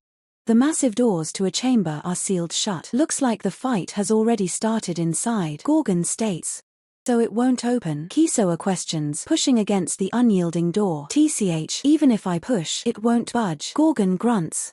"This door won't open until the battle inside is over," Kisoa explains, though a hint of uncertainty remains. "I still can't be sure." A new character, armored and with a determined expression, appears. She looks around, her eyes scanning the surroundings. The armored woman stands ready, her sword held firmly. Her gaze is sharp, assessing the situation. Gorgon exclaims, "Oh, they are here." The armored woman, Canaria, murmurs, "She's already here. Canaria-san." Sir Elijin, a leader among the armored group, speaks. "The future has changed again." Canaria greets Kisoa and Gorgon warmly. "Kiskakuan, Gorgon-san, looks like you two made it here safely." Sir Elijin adds, "Yeah, regular monsters don't stand a chance against me." Meanwhile, a chilling premonition fills the air as Canaria whispers, "You're going to die tomorrow. Then, Kiskakuan, I'll be counting on you to guide the way ahead. What can I even do to save Elijin-san?" It went smoothly. From there, the dungeons progress. When we leave for Lana, and then came the day. The carriage makes its way through the countryside. Sir Religion and his party stand ready as the carriage approaches. Carriage continues its journey along the scenic route. Inside, a conversation unfolds with a different group than before. Kisoa reassures them, so far, nothing unusual has happened yet. Flicker of unease crosses Kisoa's face as he wonders what exactly happened inside the carriage back then. Trying to lighten the mood, Kisoa chuckles, I guess I'm just nervous. Nana explains, of course, Religion has no way of knowing the future, Kiska-kun, so I'll just go along with them for now to avoid drawing suspicion. Nana expresses her feelings, you're loyal, dependable, and someone who can truly be trusted. Isn't that more than enough? A different group of people express their confusion and complex feelings about their relationships. A conversation about relationships and trust unfolds near the carriage. Nana confirms, I see, so to you, Kiska-kun, she's someone very precious. Kisoa replies, yes. The carriage crosses a stone bridge, continuing its journey. Inside the carriage, a servant informs Your Highness, we're almost there, to which a yes, looks like it. Nana exclaims, we've arrived at Lana. Kisoa adds, which means. The carriage arrives at the gates of Lana, where Kisoa and his companions are waiting. Kisoa sighs in relief, phew, Tilda finally here. A hearty adventurer remarks, traveling by carriage always. A woman in armor stands ready, her expression confident. A crowd welcomes the returning heroes, with Nana stating, for Religion's sake, I still can't afford to lower my guard just yet. The crowd cheers for Religion-sama as someone remarks, but it's pretty clear that Niao and Flat are likely innocent. Kisoa observes, phew, he's incredibly popular. It's been a long journey, so I'd really like to rest for a bit, but first, I need to report to father. Right. The imposing castle looms, its gates shut tight. Inside the throne room, a king sits in judgment, surrounded by his advisors. A mystical chest emanates a powerful aura, hinting at its contents. The king, Baba Bullard, addresses the gathered individuals, noting the perilous nature of their recent infiltration. He acknowledges that the mission was not undertaken on a conventional battlefield. Kisoa, standing beside a knight in gleaming armor, is credited with lending his strength to defeat the Demon King. The knight confirms that thanks to Kisoa's power, the victory was achieved without any unfortunate incidents. The king, impressed, addresses Kisoa directly, asking if that is indeed his name. Kisoa, flustered by the praise, humbly states that he only did what he was capable of, finding the accolades overwhelming. The king, seated on his throne, offers Kisoa a reward, inquiring if there is anything he desires. Meanwhile, Kisoa and his companions observe a chest that appears to contain spoils from their victory.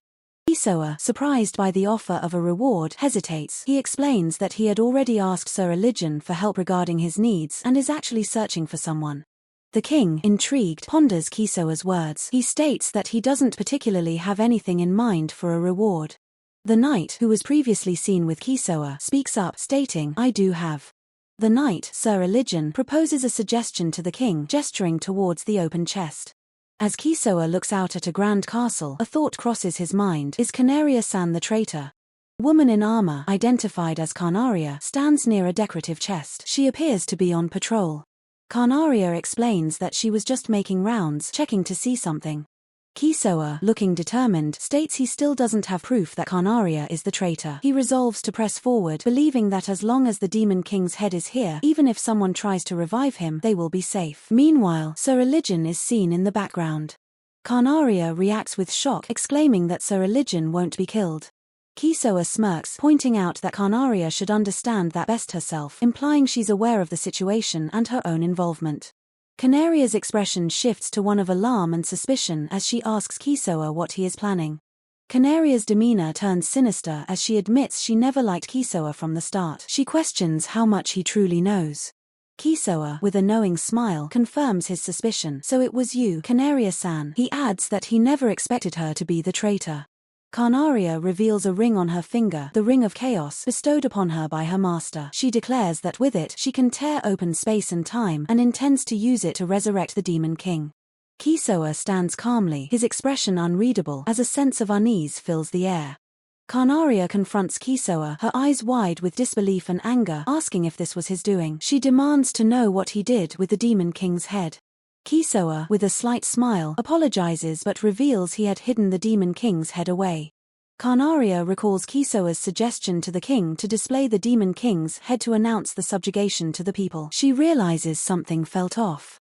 Canaria's expression turns menacing as she draws her sword, demanding to know where the Demon King's head is. She threatens Kisoa, stating his life will end there if he doesn't comply. Kisoa narrowly dodges Canaria's powerful sword strike, the impact creating a shockwave. Kisoa manages to parry Canaria's attack, narrowly avoiding a direct hit. He exclaims that it was close. Kisoa activates a new ability, acceleration, his movements becoming a blur as he presses his attack against Carnaria. The clash of swords is intense, with Kisoa's speed overwhelming Canaria's defenses. He pushes forward relentlessly. The battle rages on, swords clashing with explosive force. Kisoa's agility allows him to maintain the offensive. Kisoa, now empowered by his acceleration ability, declares that he can match Canaria's speed. Carnaria acknowledges Kisoa's speed, admitting that even if their speed is equal, she still loses to him in raw power. Despite this, Kisoa declares he won't lose. No matter how powerful a warrior may be, fighting while protecting their own lives is a different matter. But I am different from them, because I have died more times than I can count. In other words, I don't fear death. Kisoa unleashes a blinding flash of energy from his sword, the air crackling with power. Carnaria stares in disbelief, her eyes wide with shock. What the hell? Kisoa confronts Carnaria, his sword blazing with power. Canaria-san, answer me. Tears stream down Kisoa's face as he demands, you swore loyalty to Elijin-san, so why would you betray Elijin-san and try to revive the Demon King? Carnaria smirks, her eyes glinting with a strange light. Hey, I don't know how you know that, but since you have come this far, I'll tell you. Kisoa looks on, concerned, as Carnaria states, I did swear loyalty to His Highness. Canaria's expression shifts to one of unsettling delight. The only choice is to love them, isn't it? Kisoa, shielding himself, pleads, I have to protect Elijin-san, so abandon these twisted thoughts right now. Carnaria looks away, a hint of sadness in her eyes. Even if it was all an act, in another timeline, you were kind to me. Canaria's expression hardens as she raises her sword. For the sake of this world, I'm sorry. A violent clash of swords erupts, sending sparks flying. Kisoa, shocked, cries out, why do you? Canaria's sword, wreathed in dark energy, slices through the air with deadly intent. Canaria's sword, the puppet sword, glows ominously, its eye-like hilt staring blankly. Carnaria, with a chilling smile, reveals Carnaria was the one who possessed the puppet sword. Carnaria lunges forward, her smile widening. But you got carried away, so I could figure out who you really were. Hey, I let you run loose for a while. Kisoa is knocked back, groaning in pain as Carnaria presses her attack with the puppet sword. Kisoa grits his teeth, realizing the danger. This is bad. If I'm up against the puppet sword, the blazing sword puts me at a disadvantage. Kisoa's sword clashes against Canaria's, the energy crackling. It supports the user's movements and raises their overall combat ability. Canaria's eyes widen in a manic glee. That's something I understand better than anyone else, as I use the puppet sword myself. At this rate, I will lose. It can't be helped. For now, Kisoa mutters, his sword still blazing as Carnaria readies her next strike. Kisoa turns to retreat. I'll just retreat, for now. Suddenly, a monstrous, bearded figure with a wide, sinister grin appears. Gorgono. A title card appears. Dungeon NID wo motomeru no wa machigateru daru ka gaiden, or wa nanado shinu koto ga dekiru. Below it, Kisoa stands, surrounded by darkness. This is the world I've been sealed in. Kisoa's face contorts in fear and confusion, his hands trembling. His legs are rooted to the spot. Even if I move my legs, I can't go anywhere. Kisoa desperately tries to feel his surroundings, but it's no use. Even if I move my hands, I can't feel anything around me. Trapped and unable to make a sound, Kisoa's consciousness remains. I can't even make a sound. My consciousness remains. Lost in the void, Kisoa reflects, honestly, in a world with no clock, no morning, noon, or night, I can't even tell how many days have passed. He clutches himself, a deep sadness in his eyes. Is loneliness all that keeps going? I don't get hungry, I don't get sleepy, but I can't eat or sleep either. I never knew being sealed away could be this painful. How much time has passed since I was sealed away? A year, 10 years, I can't even tell anymore. Make it through. Ajiha, how did you? Kisoa and Nana face off against a monstrous, tree-like creature. Kisoa lunges forward, his sword poised to strike. He unleashes a powerful blow, aiming to cleave the creature's woody tendrils. With a determined expression, Kisoa lands a forceful punch. Nana exclaims in awe, "Whoa, you really are strong, Kisoa tilde." Kisoa chuckles, "Hey, I guess we can't get any meat from it, but since it's a monster that looks like a tree." Kisoa continues, "But actually, you'd think so, right?" Nana is surprised to see that the tree-like monster can produce fruit. Nana takes a bite of the fruit, her eyes widening in delight. "It's so sweet, so good," Nana exclaims. Nana smiles warmly. "Even inside a dungeon like this, being with you, Kisoa, makes it fun." Kisoa questions, "Is the real you?" Kisoa explains, "Yeah, this route leads to the final boss gate. There aren't many monsters here, so we never really went this way before." Nana suggests, "Well, let's go check it out." Kisoa agrees, "Yeah, okay." Kisoa notices a chest, but there is a chest of wisdom. "Maybe I should go open that." They approach a chest labeled the Chest of Wisdom. Nana looks on with anticipation. Nana wonders, "I wonder what you will get, tilde." Kisoa explains, "You can get a random skill from this chest." Nana exclaims, "War tilde tilde." Kisoa adds, "Well, don't get your hopes up, but this chest has only ever given me duds so far." A system notification appears, "You have acquired the skill Pledge." Kisoa and Nana look surprised. "Pledge? Who?" Kisoa ponders, "I wonder what this is." Nana asks, "Did you get a good skill?" Kisoa replies, I'm not really sure. It kinda seems like a dud." Nana happily states, "But since it's called Pledge, that means an important promise, right? That you and I will always be together." Nana beams, her words echoing Kisoa's earlier thought about the real him. Kisoa looks on, a subtle smile playing on his lips. Kisoa reflects on Nana's dual nature. "There was the terrifying Uchiha who put me through hell over and over, and then there was the pure, cheerful Uchiha. Uchiha, why were you so? I didn't know which one was the real you." Kisoa confesses, his voice filled with past confusion. Now, Kisoa's expression shifts to one of dawning understanding. "I think I understand it just a little." The weight of his situation presses down, and Kisoa clutches his head, his face contorted in sheer agony as he confesses, "I feel like I'm losing my mind." Overwhelmed by the crushing mental strain, Kisoa grips his hair tightly, muttering, "I can't take this anymore." Terror widens his eyes as Kisoa stares into the void, his hand trembling as he reaches out, utterly paralyzed by the encroaching darkness. Tears streaming down his face, Kisoa remains huddled in the dark, sobbing as he whispers, but the word despair is just something. A single, hollow eye stares back from the gloom, Kisoa's internal monologue echoing, "There is no end for me." The atmosphere fractures as the sound of shattering reality fills the air, signaling that the breaking point has finally been reached. Kisoa's eye dilates in a flash of realization, his vision blurred by intense, raw emotion. Lost in the abyss of his own psyche, Kisoa remains curled in a fetal position, lamenting, "I can't even reach despair." A desperate, repetitive plea manifests in the darkness, Kisoa's mind screaming, "I want it to end. I want it to end. I want it to end." Kisoa's face is drenched in tears, his expression one of absolute, heart-wrenching agony as he cries out, "Please." Final plea rings out into the void, Kisoa's voice trembling, "Someone, please make this end." A sudden, violent impact strikes the visual plane, as if the very fabric of his world is being sliced apart. Another devastating blow follows, the screen erupting with the force of a shattering barrier. The barrier finally disintegrates into thousands of crystalline shards, leaving nothing but a blinding, pure white light.